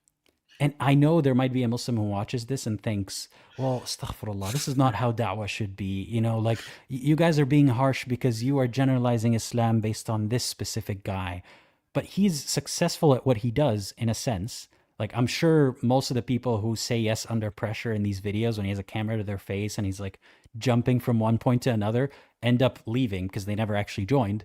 But this is something that Muslims have no resistance to. They don't stop dawah men like this. So us criticizing this style of dawah is not some kind of marginal, crazy guy on the subway who's holding a sign telling you that the end of times are near. This is very common. No, And there's predatory. a whole industry of these Dawah men, Dawah boys, or sometimes as they're sometimes called when they're younger, and with hundreds of thousands of views, millions of subscribers, Yeah. and that's just on social media. Yeah. The irony is the person who authored this, his name is Fazal Rahman. I'm assuming he's maybe Pakistani, Bangladeshi, something like that. I'm assuming he doesn't speak Arabic as a first language, but he might have a lot of confidence in the miraculous nature of the language of the Quran without even speaking it. So that's very common. You see, a lot of people who speak about the linguistic miracles of the Quran don't even speak Arabic. And yet, if someone who speaks Arabic says it's not miraculous, they'll say, well, you're just a hater. You don't have a PhD in classical Quraishi Arabic. Exactly. I like this comment from Nini. Do you have a guy named Muhammad in your family? Talking to anyone from the Muslim world? I have special powers. How did you know? Yeah. There's like 3 of them. Correct. He doesn't speak Arabic, Abdulaziz says. Okay. Ilyas says, can you make a script available to refute the Dawah script or a PDF available? No, because I'd rather it be a dynamic process like this. Like, think of this conversation as that. I don't know if I can make a generalized yet concise point by point thing because it discounts completely what the other person is going to say. Yeah. Like most of this here, the other person doesn't even exist. They could say yes, no, and that's it. Not even then. Like they could just steamroll over them and continue talking. None of this PDF was actually engaging with the other person in any meaningful way. This is a scam. Yeah, and again, the thing that I come to, and this is something that I think would actually, and here I'm trying to give the Dawah people some help. I think the thing that really would resonate with them is what immediately connects to them. They're like what are the universals? People's fear of death, fear of losing your loved ones, confusion about what to do in your life. And I don't see any of those things being addressed here. And I think it's like a completely wasted, missed opportunity to actually convert people to Islam, which might be a good thing. So maybe I shouldn't I don't want say them anything to more. see it. All right. I don't want to see them addressed because they're not addressed necessarily. They're manipulated and used. Like when he was mentioning tsunamis, I'm sure he's not really actually giving the person a way to cope with, the loss of property or loved ones. It's literally just like this crappy foot in the door that is then not addressed again. It's taking advantage of people's fears or people's need for an explanation, because there are a lot of people who think, why are bad things happening to good people? Or why are bad things happening to me? Or why do bad things happen at all? And looking for answers to these existential questions. Why are we here? What's the point? And he can shoehorn in a bullshit answer and, through this script, convince you that he has some kind of clue as to what that is, when actually he doesn't. Abdulaziz says he has converted a lot of people. I would love to speak, if anyone knows somebody that any of these Dawah men converted, I would love to have a conversation with them, because I'm fairly certain most of them are, either immediately or after a while, they realize that they were kind of lied to, they were manipulated into joining. And if they don't, then I feel sorry for them, because their life trajectory changed severely because of meeting one guy in a lousy supermarket or outside, on the street. But most importantly, I forgot to ask you about your name. Is there more to the script? Or are we at the last thing, we're at the end, but I guess I show you something and, palm reader bullshit, and you're like, oh yeah, this applies to me. And I say, do you accept Muhammad as a messenger? Yes. Yes. Then you are a Muslim. No.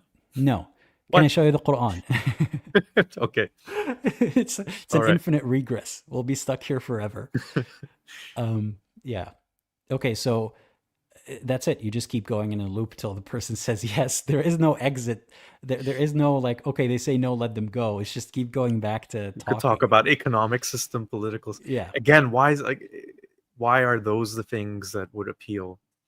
I would talk about things like, uh, do you ever feel purposeless in your life? Well, Allah gives you your purpose by doing this and worshiping Him and doing good things, and then you get the reward of paradise. Where, have you ever lost a loved one? Yes, my mother died of cancer when I was 12 years old.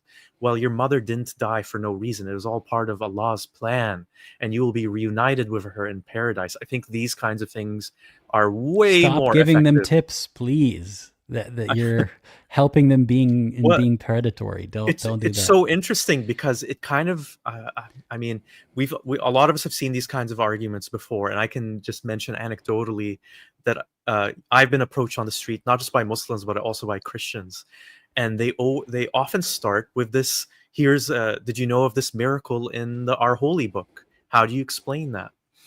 And I don't think that's the best way to connect with people. Yeah, and I'm sorry to say this, and there is some truth to it, though. Most of the time, it works on vulnerable or perhaps gullible or easily pressured people, or Easily people pressured. pleasers. Yeah, people That's the key. pleasers especially. Like people who don't like that pressure of being in a conversation they don't exactly consent to. Even if they say yes, that they're not enthusiastically saying I want it to be here. It's just like, I guess I don't want to embarrass this guy. I don't want to say no to him. He probably really believes in this He stuff. seems Oh, nice. yeah. He even asked me what my name is. Wow. And like sometimes even these little tricks Yeah, work on them. yeah. I feel Um, seen. yeah. Yeah, And that's not a criticism. That's not to make you feel like you deserve to be duped into joining a cult or a high control group or religion if you have these traits. If anything, you need to be more on the lookout so that this doesn't happen to you. I hope that distinction is clear because sometimes yeah, people point in shame. Like they say, how could you be stupid enough to fall for this? Or if you fall for this, you deserve it, or something like that. I don't think so. I don't think we should be making fun of people who fall for these pitches. It's just to educate them and give them a heads up and for others to not fall for them. yeah. And I would just add to that. I think me being John isn't really an accurate reflection of what a lot of people on the street being approached with this kind of stuff would say. But I think the thing to learn is to approach these kinds of things with some critical thinking and skepticism, and to try and look at it from the vantage point of, am I being scammed right now? And I know that a lot of people don't look at religion that way, but when someone is approaching you about a religion, it's easy to dismiss the, I don't know, the ones that seem like a wacky cult. But I think we need to have that same kind of mentality with these major religions, because at their core, there's very little evidence for them being actually true, and there's, I would argue, much more damage that they've created in society. I disagree with the notion that there's very little evidence that it's true. There's no evidence that it's true. There's very little Fair enough. Yeah. arguments that come close to even be worth debating, is how I would word that. A lot of them are so easily dismissible if you have even given them any thought in an environment where you're not pressured and lied to, in a sense. Um, but if there was any of these arguments that are actually true, I would have. I would have believed. It's even one good argument that is, irrefutable is enough. So why give me 1,000 and like most of them suck? Yeah.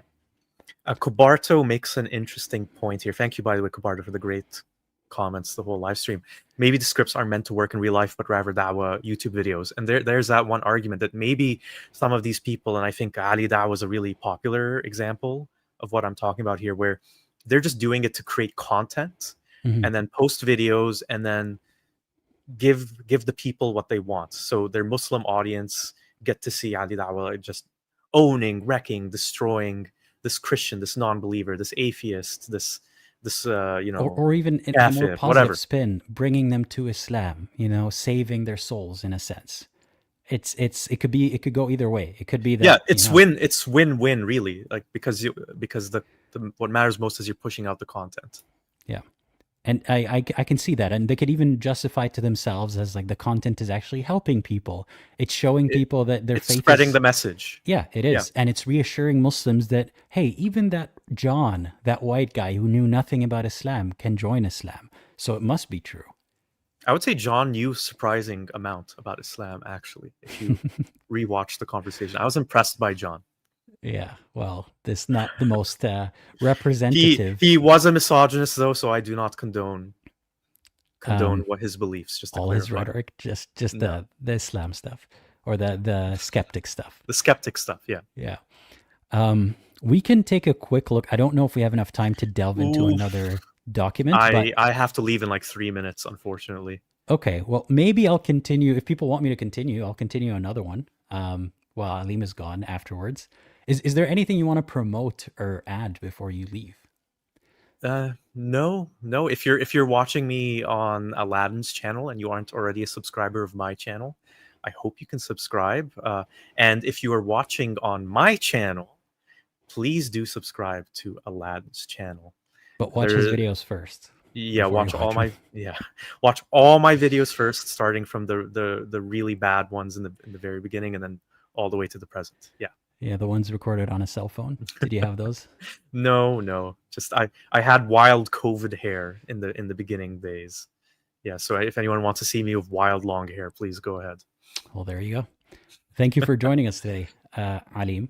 Not the Dawah Alim, the real The real Alim. Please Ali. stand up. Yeah, and I'll see you in the next stream. All right. Take Take care, care. everyone. Bye bye. Have fun. Thank you. Okay, so what are we doing now? It's been a while. I forgot how it is to host. Fatima, thank you for becoming a member. And Late Night Keiju, thank you for the super chat. First of all, I apologize for not having posted a lot lately. As you can see, I moved locations, different studios, still a work in progress, and I was dealing with a few things offline, but I'm here now. And yeah, I would like to highlight some comments and then continue to the next guide. Abdulaziz says, this guy has been doing this for many years, and it would be fascinating to see follow-ups on those who he converted to see if a few years down the line they're still Muslim. If you know any of them, I would love to converse with them.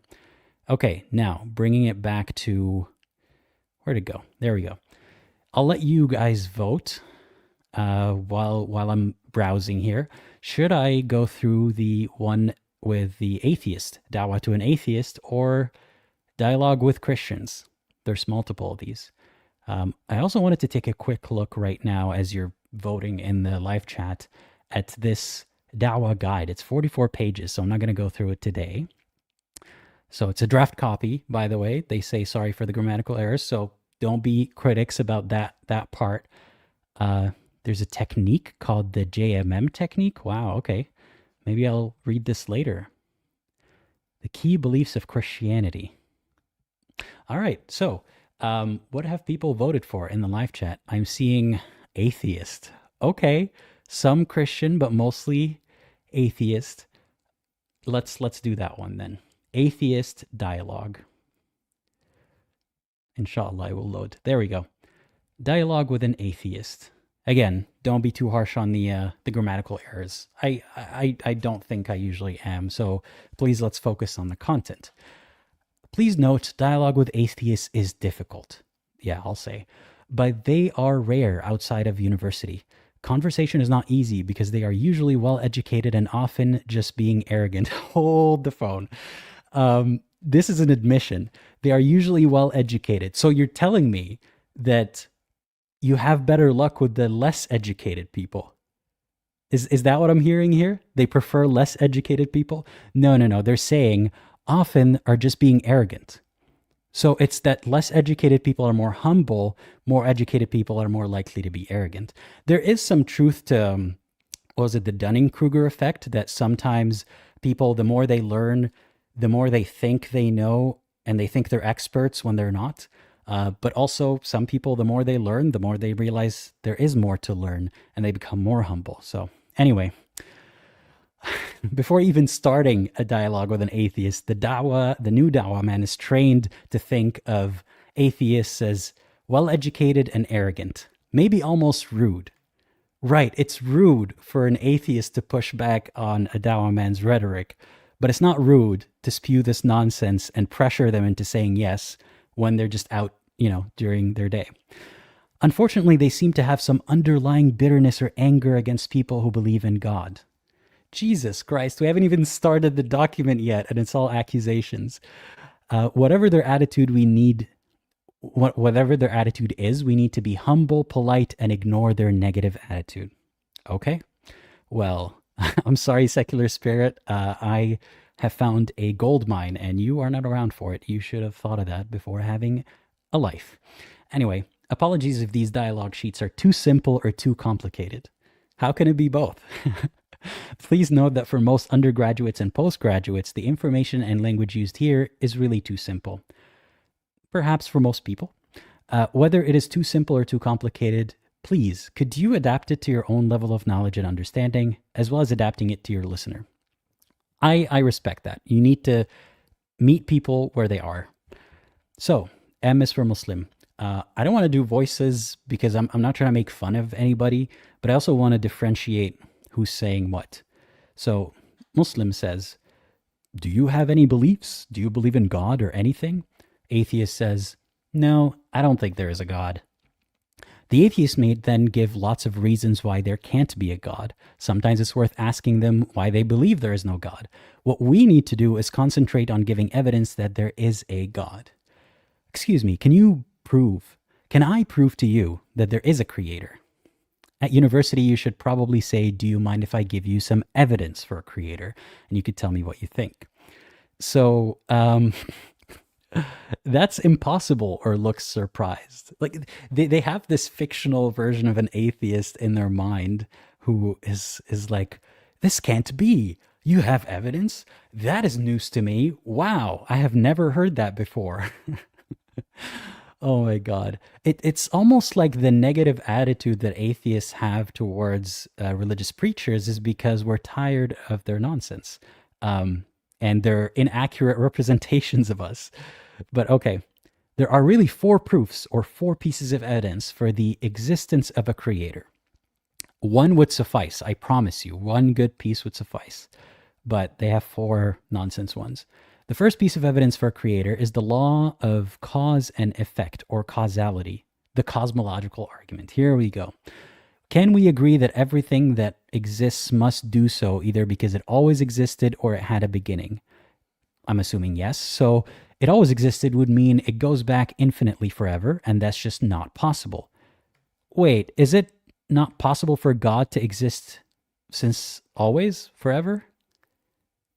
I'm confused. Is it just a special pleading that the matter in the universe couldn't have existed always, but Allah, matter and matterless, has always existed? Yeah. Marshall says, this is exactly how my local mosque imam describes atheists.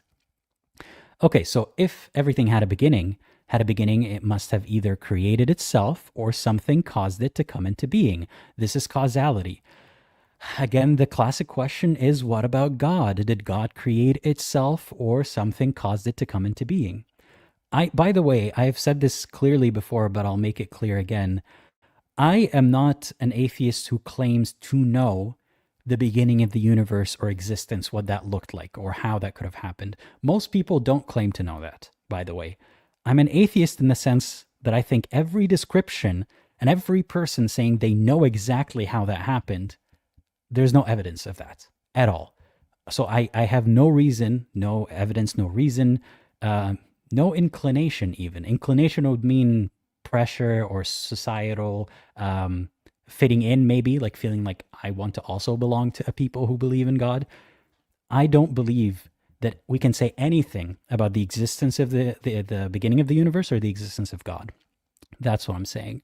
New members, by the way, thank you for becoming a member. I hope to see you on the Discord server. Anyway, so they always carve these exceptions for God. So we can make claims about God, the unknowable, and we can infer that so clearly he's there, but also at the same time we can't know anything about him. Everything else needed a creator and a beginning, but God didn't. But if you were to suggest that the universe has always existed, and maybe it's in a state of flux where it expands, and then eventually with time it stops expanding and it decelerates the expansion, and then starts to collapse again on itself, and then another Big Bang. Maybe we're stuck in just one of these cycles. Maybe it's an endless cycle.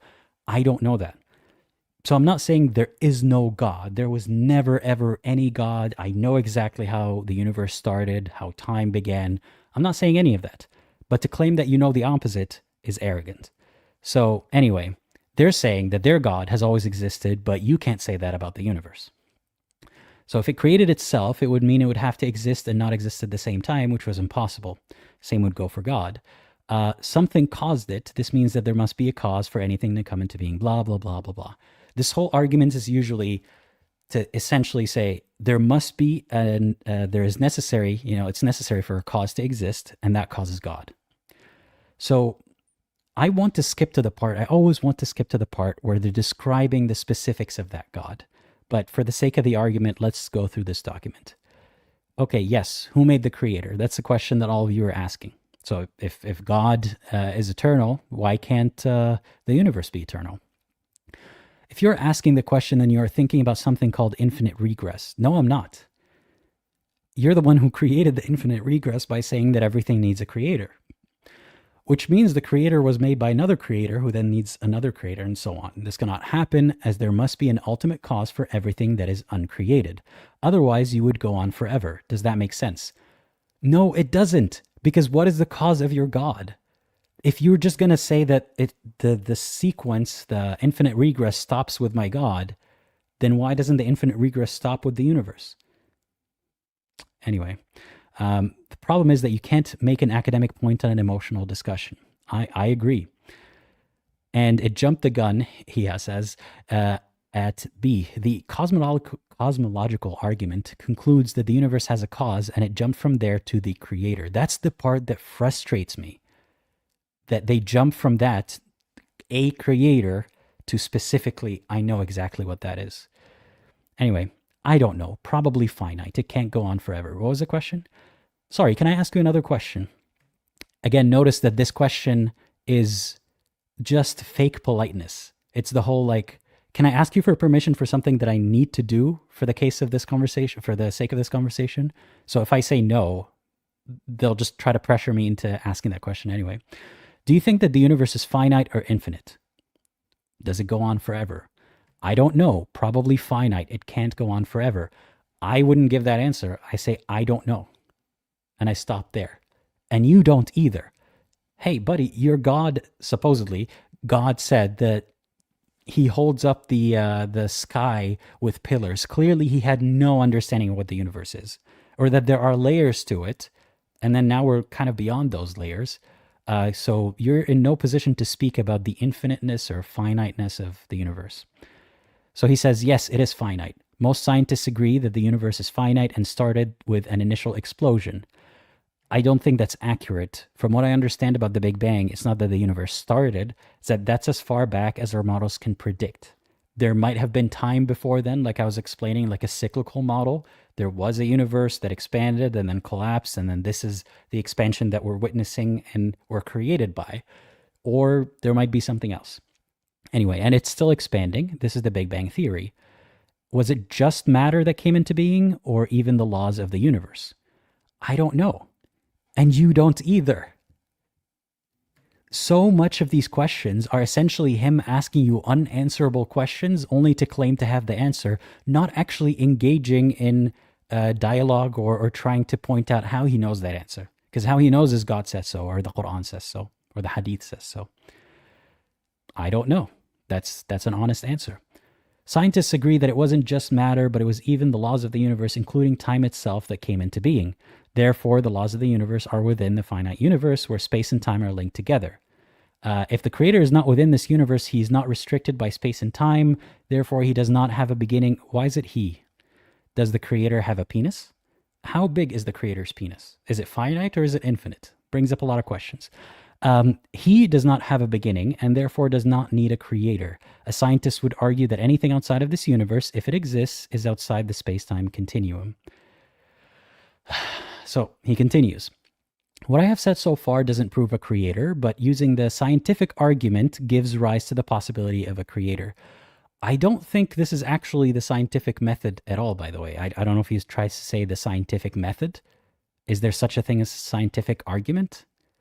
I don't know. Please correct me. I've never really heard of that being a thing, but I am not the most educated person. There are things I don't know. But using the scientific argument, probably not a thing, gives rise to the possibility of a creator. Are we talking about possibilities or are we talking about certainties here? Are you proving or are you saying it's plausible that there's a creator? Because I can agree, and let's make this very clear. Most atheists can agree.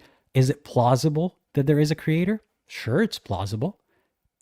Could it be? Sure, it could be. Are we talking about possible or the only possibility? Self-evident almost. So self-evident that if you don't arrive at that conclusion, you deserve to burn forever.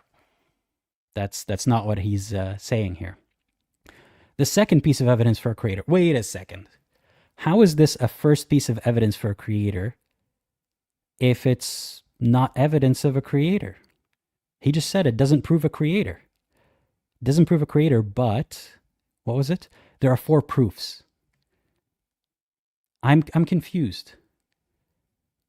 Are there 4 proofs or are there 4 pieces or a 4 part argument that becomes one proof? If you want to make that first claim, then you just failed because you say it doesn't prove a creator. You admit this is not proof. T-Rex says, are minarets overcompensation for the creator? You tell me. I cannot speak on behalf of the creator, but they can. The second piece of evidence for a creator, the design and fine-tuning of the universe. Again, the fine-tuning argument. Like if you found a watch in the desert, you wouldn't assume that the matter organized itself, that it must have had a creator, and so on and so forth. The second piece of evidence for the existence of the creator is the complexity and the fine-tuning of the design of the universe. This shows intelligence in the design. This intelligence would suggest an intelligent designer. Okay, let's think about the intelligence of God. God created us with foreskins that he then commanded us to cut off babies. And now it might not seem that big of a deal. In some places it's an expensive, one more item on the bill at the hospital. In some places it's free. In some places they do that in a person's living room. But back in the day, there was no such thing as anesthesia. There's no such thing as antibiotics, no clean room. People would get infections and it would either hurt them in irreversible ways or just cause them unnecessary pain, or they just die because of it. Is that not imperfect? You're telling me God created the universe, this finite universe, to keep expanding and the Big Bang and all that stuff. And, time is nothing to Allah, but from this universe perspective, he just sat there for billions of years. Oh, there's life. Finally, single cell life. Oh, there we go. It's it's more complex. Now it left the ocean, and so on and so on and so forth. Oh, now we have something that's kind of apish. Well, now it's turning into a humanoid creature. It's developing language, but it's still not. It's not Adam and Eve yet. Okay, now it's Adam and Eve after all this time, and it still has faults in its design. The appendix. My appendix at some point burst, and I was in so much pain. If I was, as they say, a Victorian child, that was it. I would have died. That would have been the end for me. But thankfully, I was able to get to a hospital in time and got it removed, and I'm fine. But just why? Why do we have appendices or appendices that burst? Why do we have a tailbone? We don't have tails anymore. Why are our backs so fragile in some way? Well, because of the process of evolution is not actually intelligent design. Unless God intelligently put things that will hurt us, including the command to chop off foreskin, as somebody pointed out, that is still sometimes, dangerous. Is that intelligent design? Anyway, let's get back to this nonsense claim. The key words are fine-tuning. This means a universe that is finely and accurately balanced. The fine-tuning of the universe would have to be either due to physical necessity, chance, design. By the way, pause for a second. If the universe is fine-tuned, why do we have freak weather accidents? Weather patterns or incidents? What do you want to call them? Hurricanes, for example, tsunamis, like he was using in a previous document to sway people. Why are tsunamis a thing?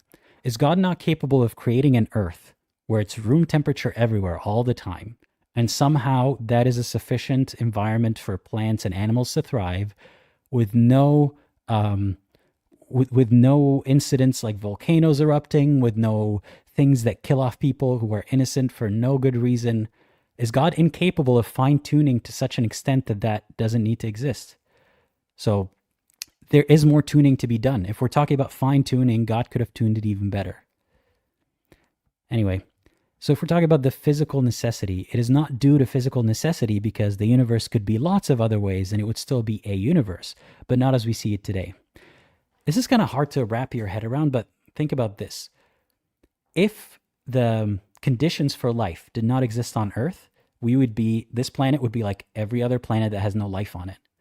So it's necessary for life to exist, for the universe to have these, or for the Earth, sorry, to have these qualities.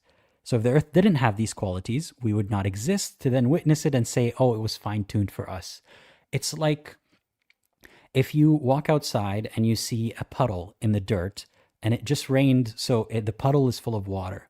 It looks like this puddle was created in the perfect shape to fit exactly this amount of water. But what actually happened is there was a recession in the ground. Water filled it, other water evaporated around it, and there's still water in that puddle that looks like this puddle was created specifically for that amount of water. So you see how it's kind of backwards? If the tuning wasn't fine enough, or if the conditions weren't what life needed to then evolve or to start existing, which I don't know how life began. I don't think scientists know definitively how things went from inorganic to organic. If the conditions weren't there, we wouldn't be here to then analyze them. You see what I mean? So there is a degree of necessity here. Chance, the probability that the universe being like it is by chance is so small that you could count it as almost impossible. Tell me you don't understand probabilities. This is exactly it. The chances of you winning the lottery is so small, right? It's so small. Does that mean that nobody wins the lottery? I think that demolishes that argument right away. So when they say it's so unlikely that it couldn't be, that's a bad argument. Winning the lottery is so unlikely. Somebody wins. I'm not saying go spend all your money on lottery tickets. Do not do that. You're probably guaranteed to lose. It doesn't mean that winning the lottery is physically impossible. So again, to come back to the previous example, if the conditions didn't fit, which is very likely, we would look like one of the many other planets and asteroids and whatnot with no life on them. And that is exactly what happens. If we look around us, the universe is filled with empty space and lifeless planets and stars and all that stuff. So the chances are low, clearly. You see what I mean? Time to gamble now, Qwerty said in the comment. Okay, so, and I'll explain why later.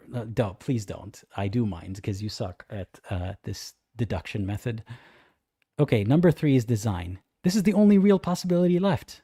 Not really, because you completely misrepresented this. Okay, so all of this is like quoting science that I don't know if he fully understands, but are we going to get to the point where they're talking about Islam? Oh, there is something about the Quran here. Okay, let's kind of speed through this. Can I show you one example of the incredible fine-tuning of the universe? These "can I do this" questions are empty because yes, you want to, and you essentially are going to force the conversation there. So let's not pretend that you're asking me. Low entropy universe. Our universe is a low entropy universe. It's the degree of randomness of particles. Therefore, entropy is a measure of how the particles are spread out. The question is, what was the chance of our universe being spread out and to be a low entropy as much as it is? I don't know any of this, to be honest. So let's go along. Doesn't mean that he knows what he's talking about, but let's go along. Roger Penrose. Oh, now we're quoting professors. Now we're quoting science because now science agrees with Islam, supposedly. Professor of mathematics at Oxford University, name dropping, they love that name dropping, has calculated that the probability of this low entropy universe by chance is 10 to the power of 10 to the power blah, blah, blah. So, and then they got to qualify why they're name dropping him. He was awarded the Wolf Prize with Stephen Hawking. Did Stephen Hawking join Islam? right? Like he's so smart that it's important for us to care or validate the opinions or the findings of scientists who are given his the award, right? This scientist, Roger Penrose, did he join Islam? So you're telling me the smartest people in the world, or some of the smartest people that you're quoting to make your point, still did not think that point led to Islam being the truth. So how is this supposed to sway me in any way? By the way, if both of these people converted to Islam, it still doesn't mean shit. But the fact that he's quoting all these kuffar only to say they were so smart that they made a point that I'm going to adapt to make my point, but they weren't smart enough to join Islam, or they're too arrogant to join Islam. Come on. Anyway, third piece of evidence. Oh, I forgot. We're on number 2. There were some very good upright human beings who came up with an identical message and claimed at some stage of their lives that Almighty God communicated with them in some ways. For giving this message, they were persecuted and sometimes killed. They gained no material or worldly benefit from giving the message. Their followers were usually persecuted and sometimes killed and gained no worldly advantages from following this. Why did they do this? There are 3 possibilities. They were either dishonest but altruistic, deluded or had some other psychological problem, or honest and therefore true prophets of the Almighty.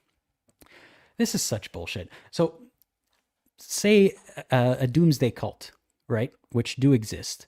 You could argue that religions, many of them are doomsday cults. But the kind of cult that says, we predict that the end of the world's coming soon, and you gotta join our cult, and you gotta do these things so that the spaceship takes you away, or that God saves you, or whatever version of it is. And some of them, unfortunately, end up either willingly or unwillingly dying in that process. Sometimes they take something altogether and they all die, and sometimes other members of that cult force them to take a poison and they die. What are the possibilities? Why did people do this? There are 3 possibilities, according to this guy. Either they're dishonest but altruistic. I don't think that's the case. Deluded or had some other psychological problem. Not all of them had psychological problems, but I guess we could say that they're deluded as in they thought they knew the truth, or they thought they had an accurate sort of view of the world, but it was so far from the truth. Or they were honest and therefore true prophets of God. How do you know the difference between 2 and 3? Like what does that, how does that work? Like how come the existence of people who claimed to be messengers proves that there is a creator? It doesn't prove anything. It could actually be that they're mistaken. But again, he seems to sort of argue against that here. Being altruistic means that they were trying to help society, but they were lying. Their characters clearly showed that they would never lie, never ever lie. How gullible do you need to be as a person, really, to believe in the concept of, oh, here's a categorically honest person that was reported through myths and legends and tales to be an honest person, therefore they would have never told a lie, or they couldn't be wrong about anything ever, including their batshit crazy claims about, speaking to the divine and having visions and all that. How gullible do you have to be to think that there is such a thing as a person who has never told a lie or was never wrong? I mean, is that really their standard of evidence? There are stories about honest people, therefore I believe that there were honest people. That's a good point. Abraham Lincoln probably lied a lot. We still call him honest Abe. Oh my God, this is frustrating. This is so frustrating to go through, but I'm doing it to show you, the pitfalls of these arguments. So what if they're deluded or had some psychological problems?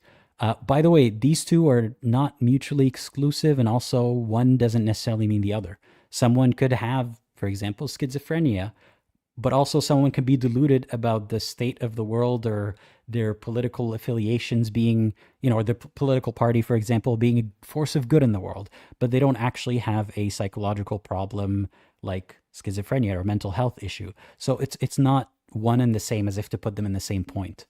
Anyway, their characters clearly show that they had no psychological problems. What do you mean, bro? Before the invention of psychology as a study, as a field of study, before documentation, you're telling me that stories about honest men, usually men, not women, not usually, always men in the case of Islam, the stories about honest men prove that they didn't have a psychological problem? Were you there? Even if they were here today, are you qualified to diagnose someone? How do you have the confidence to say, I heard this story once that there's an honest guy and I know for a fact he had no psychological problems? Like, the gullibility of a person to believe this. And if that was you at some point, that's okay. We were all gullible at some point. But if you nurture critical thinking skills, or if your family members and your educators when you were younger nurtured that in you, you grow up to be less gullible. But when they emphasize the opposite, you grow up to be gullible, at least in certain areas. And then how do I know, like, if I'm going to be that gullible, let's say I will take this standard of evidence.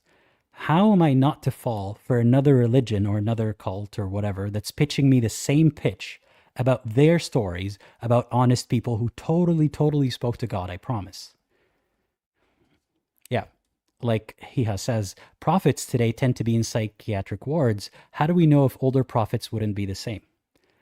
To flip this on its head, if God sent a prophet today and we mistakenly put them in a psychiatric ward, how would we know? There isn't a difference. Unless they can demonstrably do miracles somehow, which even then, again, I've said this a lot of times before, miracles don't necessarily mean, therefore I could say whatever. Because you can go to an uncontacted tribe and fly on a jetpack, that's a miracle to them, and then make a claim about the universe, and you could be wrong. So miracles just mean, I don't understand how this happened. But even that, all these miracle claims, we don't actually document them or witness them. They're usually tales and people and alleged witnesses, but it's never something repeatable, never something that we can actually see. Why is that? Why is God playing this game of hide and seek? Anyway, their characters show that this was the only possibility. I have a bridge to sell you. Okay, so he talks about prophets, blah, blah, blah. Moses parted the Red Sea with God's power, and the children of Israel escaped from the Pharaoh. If I were to tell you a story about a legend or a god or a prophet or some kind of guru or whatever who parted a river or levitated in front of all of his followers, you would be rightfully skeptical. Especially if you're a Muslim, you'd say, no, I don't believe that.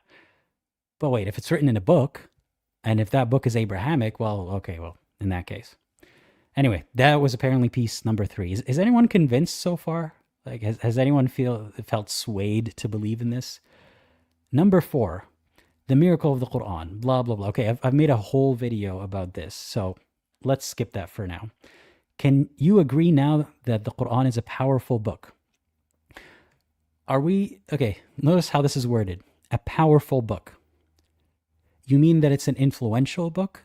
Or that if somebody believes in it, it can have a lot of effect on their lives? Hey, do you think Mein Kampf was a powerful book? Hey, just to make it extra clear, I haven't read that book. I'm not saying go read it. Is it a powerful book? By some metrics, you could say yes. It influenced a lot of people and continues to, unfortunately, influence a lot of people. It means jack. Nothing. So the fictional atheist says, yes, it's affected a lot of people. That's the measure, I suppose.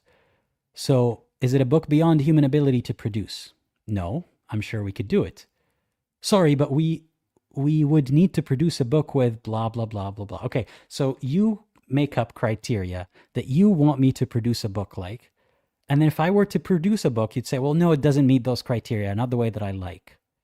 Also, who gives a crap to sit down and fulfill your challenge because you think the world revolves around you and your religion? It's like T-Rex says, if this was available before I apostatized, I'm sure this wouldn't really actually keep anybody in Islam. If I were to, they assume here the challenge is universally heard and universally given a crap about, as if everybody would pause and be like, wait, hold up. I need to attempt to write a book that fulfills this criteria. Otherwise, I have no choice but to believe that this guy and this book is actually the truth. That's not how anything works. If I approached you and I said, Bitcoin and the blockchain and all that kind of stuff is the way to the future. It's the only way to bank going forward. It's the best way to bank. You could either say, I know nothing about it, or I disagree, or I agree. But you say, no, I don't think so. And I retort with, like a Dawah person, well, then I challenge you to create a money tracking, money accounting, whatever you want to call it, a system that is better than the blockchain. I challenge you with encryption and all that. I challenge you. And you say, I don't want to do it. I say, aha, therefore by default, I win. That's not how that works. If I don't want to participate in your challenge, that doesn't mean you win by default. It means you think the world revolves around you. The world does not revolve around you. But the assumption, and I used to think that as a Muslim, like I'll give you an example. I would watch a movie, for example, and I'd see people who are not Muslims. And I would think, and I would even ask people in my family, why aren't they like converting to Islam? Don't they know the truth about Islam? Or like people who interact with other Muslims, or even Westerners who, move to Saudi Arabia for work. And I say, well, they're here. They see the truth. They interact with Muslims every day. Why don't they convert to Islam? And obviously the reasons become, well, because they're dishonest, they're lazy, they're arrogant, blah, blah, blah. I didn't think at the time that Islam and Mecca are not the center of the universe. People don't have to drop what they're doing and participate in your challenge. Otherwise, what you're saying is true. Thank you, Kobarto, for the super chat. And they say, mashallah, what an enlightening stream. Let's continue to be enlightened by, I guess, how are we getting from all that, all these arguments to Islam, the Quran. So do you now agree that the Quran must be from a supernatural source, not from humans? Possibly.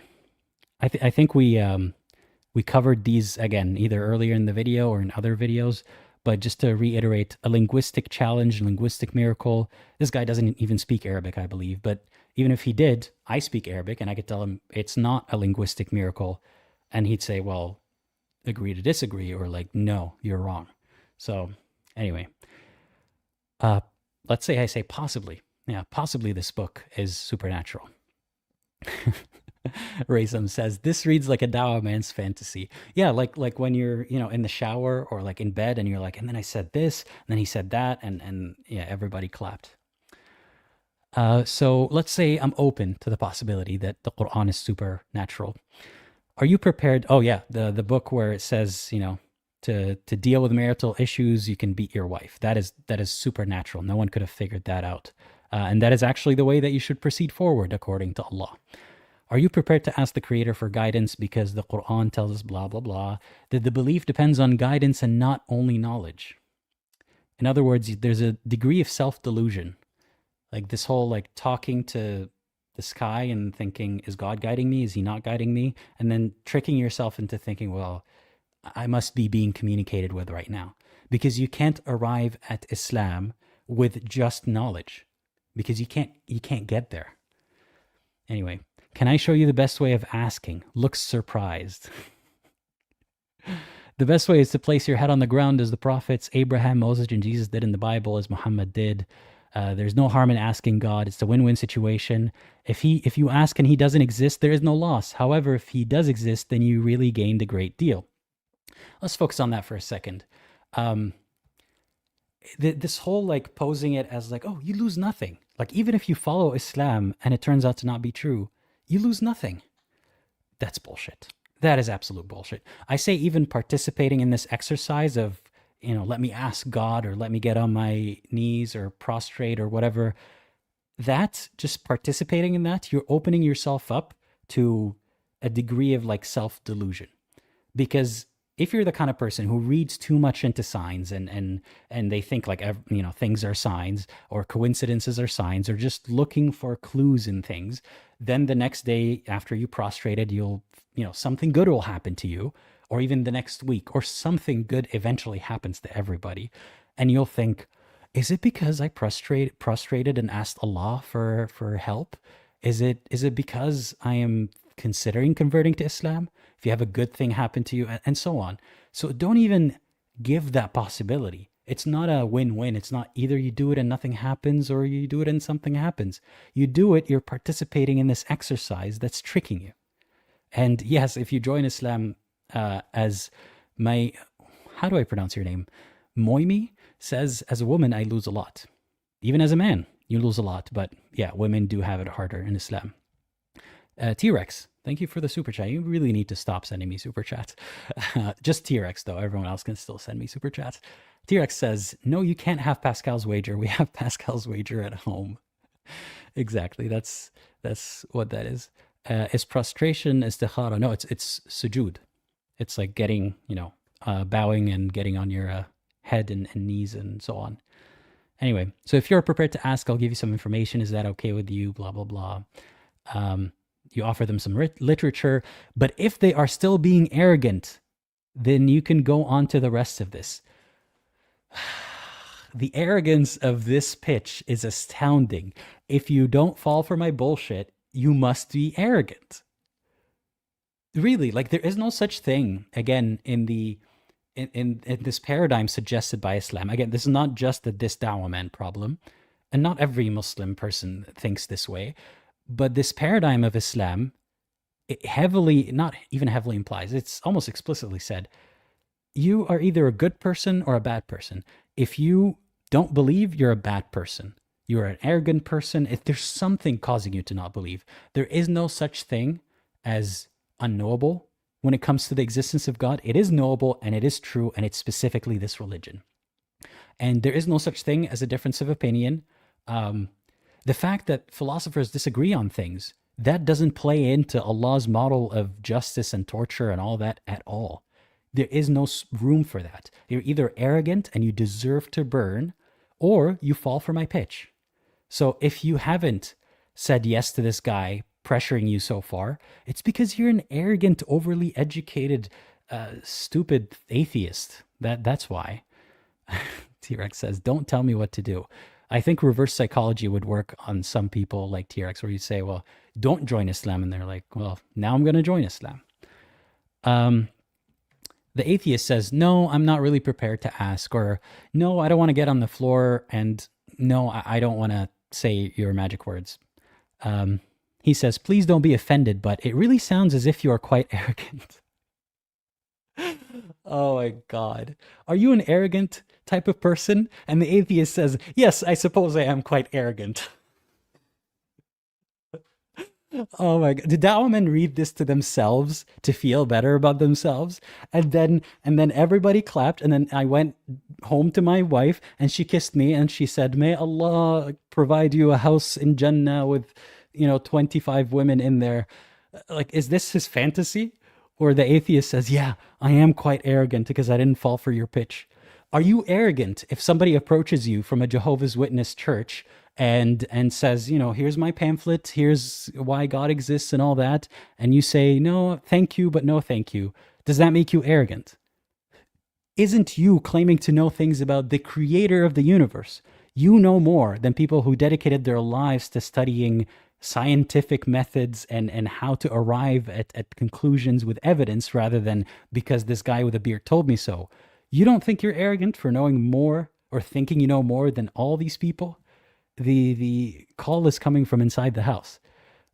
So in this fantasy, not only does he tell, the reader, the Dawah man in training, that the atheists are arrogant, not only does he tell the atheist in this conversation that they're arrogant, but the atheist himself says, or herself, says, yeah, I guess you're right. I suppose I am arrogant.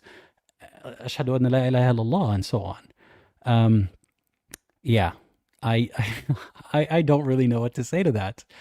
Yeah, exactly. Arya says, are Muslims arrogant when they reject other religions?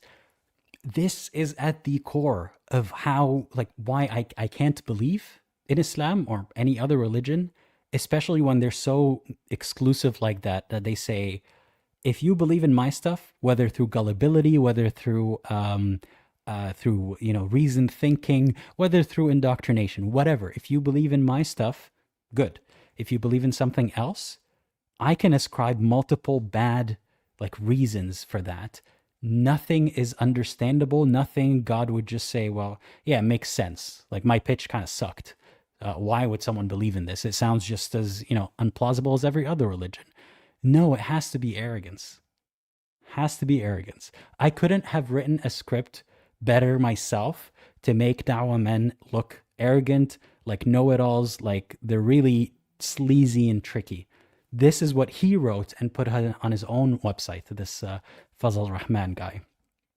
Like, you know how easy it would be to like make up scenarios and scripts and situations to make Dawah men look bad. I don't do that. That's dishonest. I just go to their website. Anyway, perhaps next time we can do the conversation with a Christian. I don't know if we can, maybe we could bring a Christian on the live stream, but I don't know if they'd want to come because I would also have questions for them. It wouldn't just be like, let's point out how all the flaws in the Dawah method and just laugh at the Muslims while we ignore the hypocrisy of having a Christian on the stream.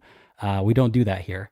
You might see that in other ex-Muslim channels, which I've been very vocal about how much that aggravates me and how wrong that is. But no, we won't do that here. But if someone wants to join as a Christian who wants to, I guess, react to this script, but also still be in the hot seat about Christianity, please leave a comment after the live stream is over. Don't forget to like, subscribe, watch my other videos if I'm still posting them. And thank you to the patrons, YouTube members, and donors for keeping this channel going. I really could not do this without you. And thanks for your patience, with me during this period of less posting. And as always, think critically and think for yourself and consider watching one of these videos next. Bye-bye.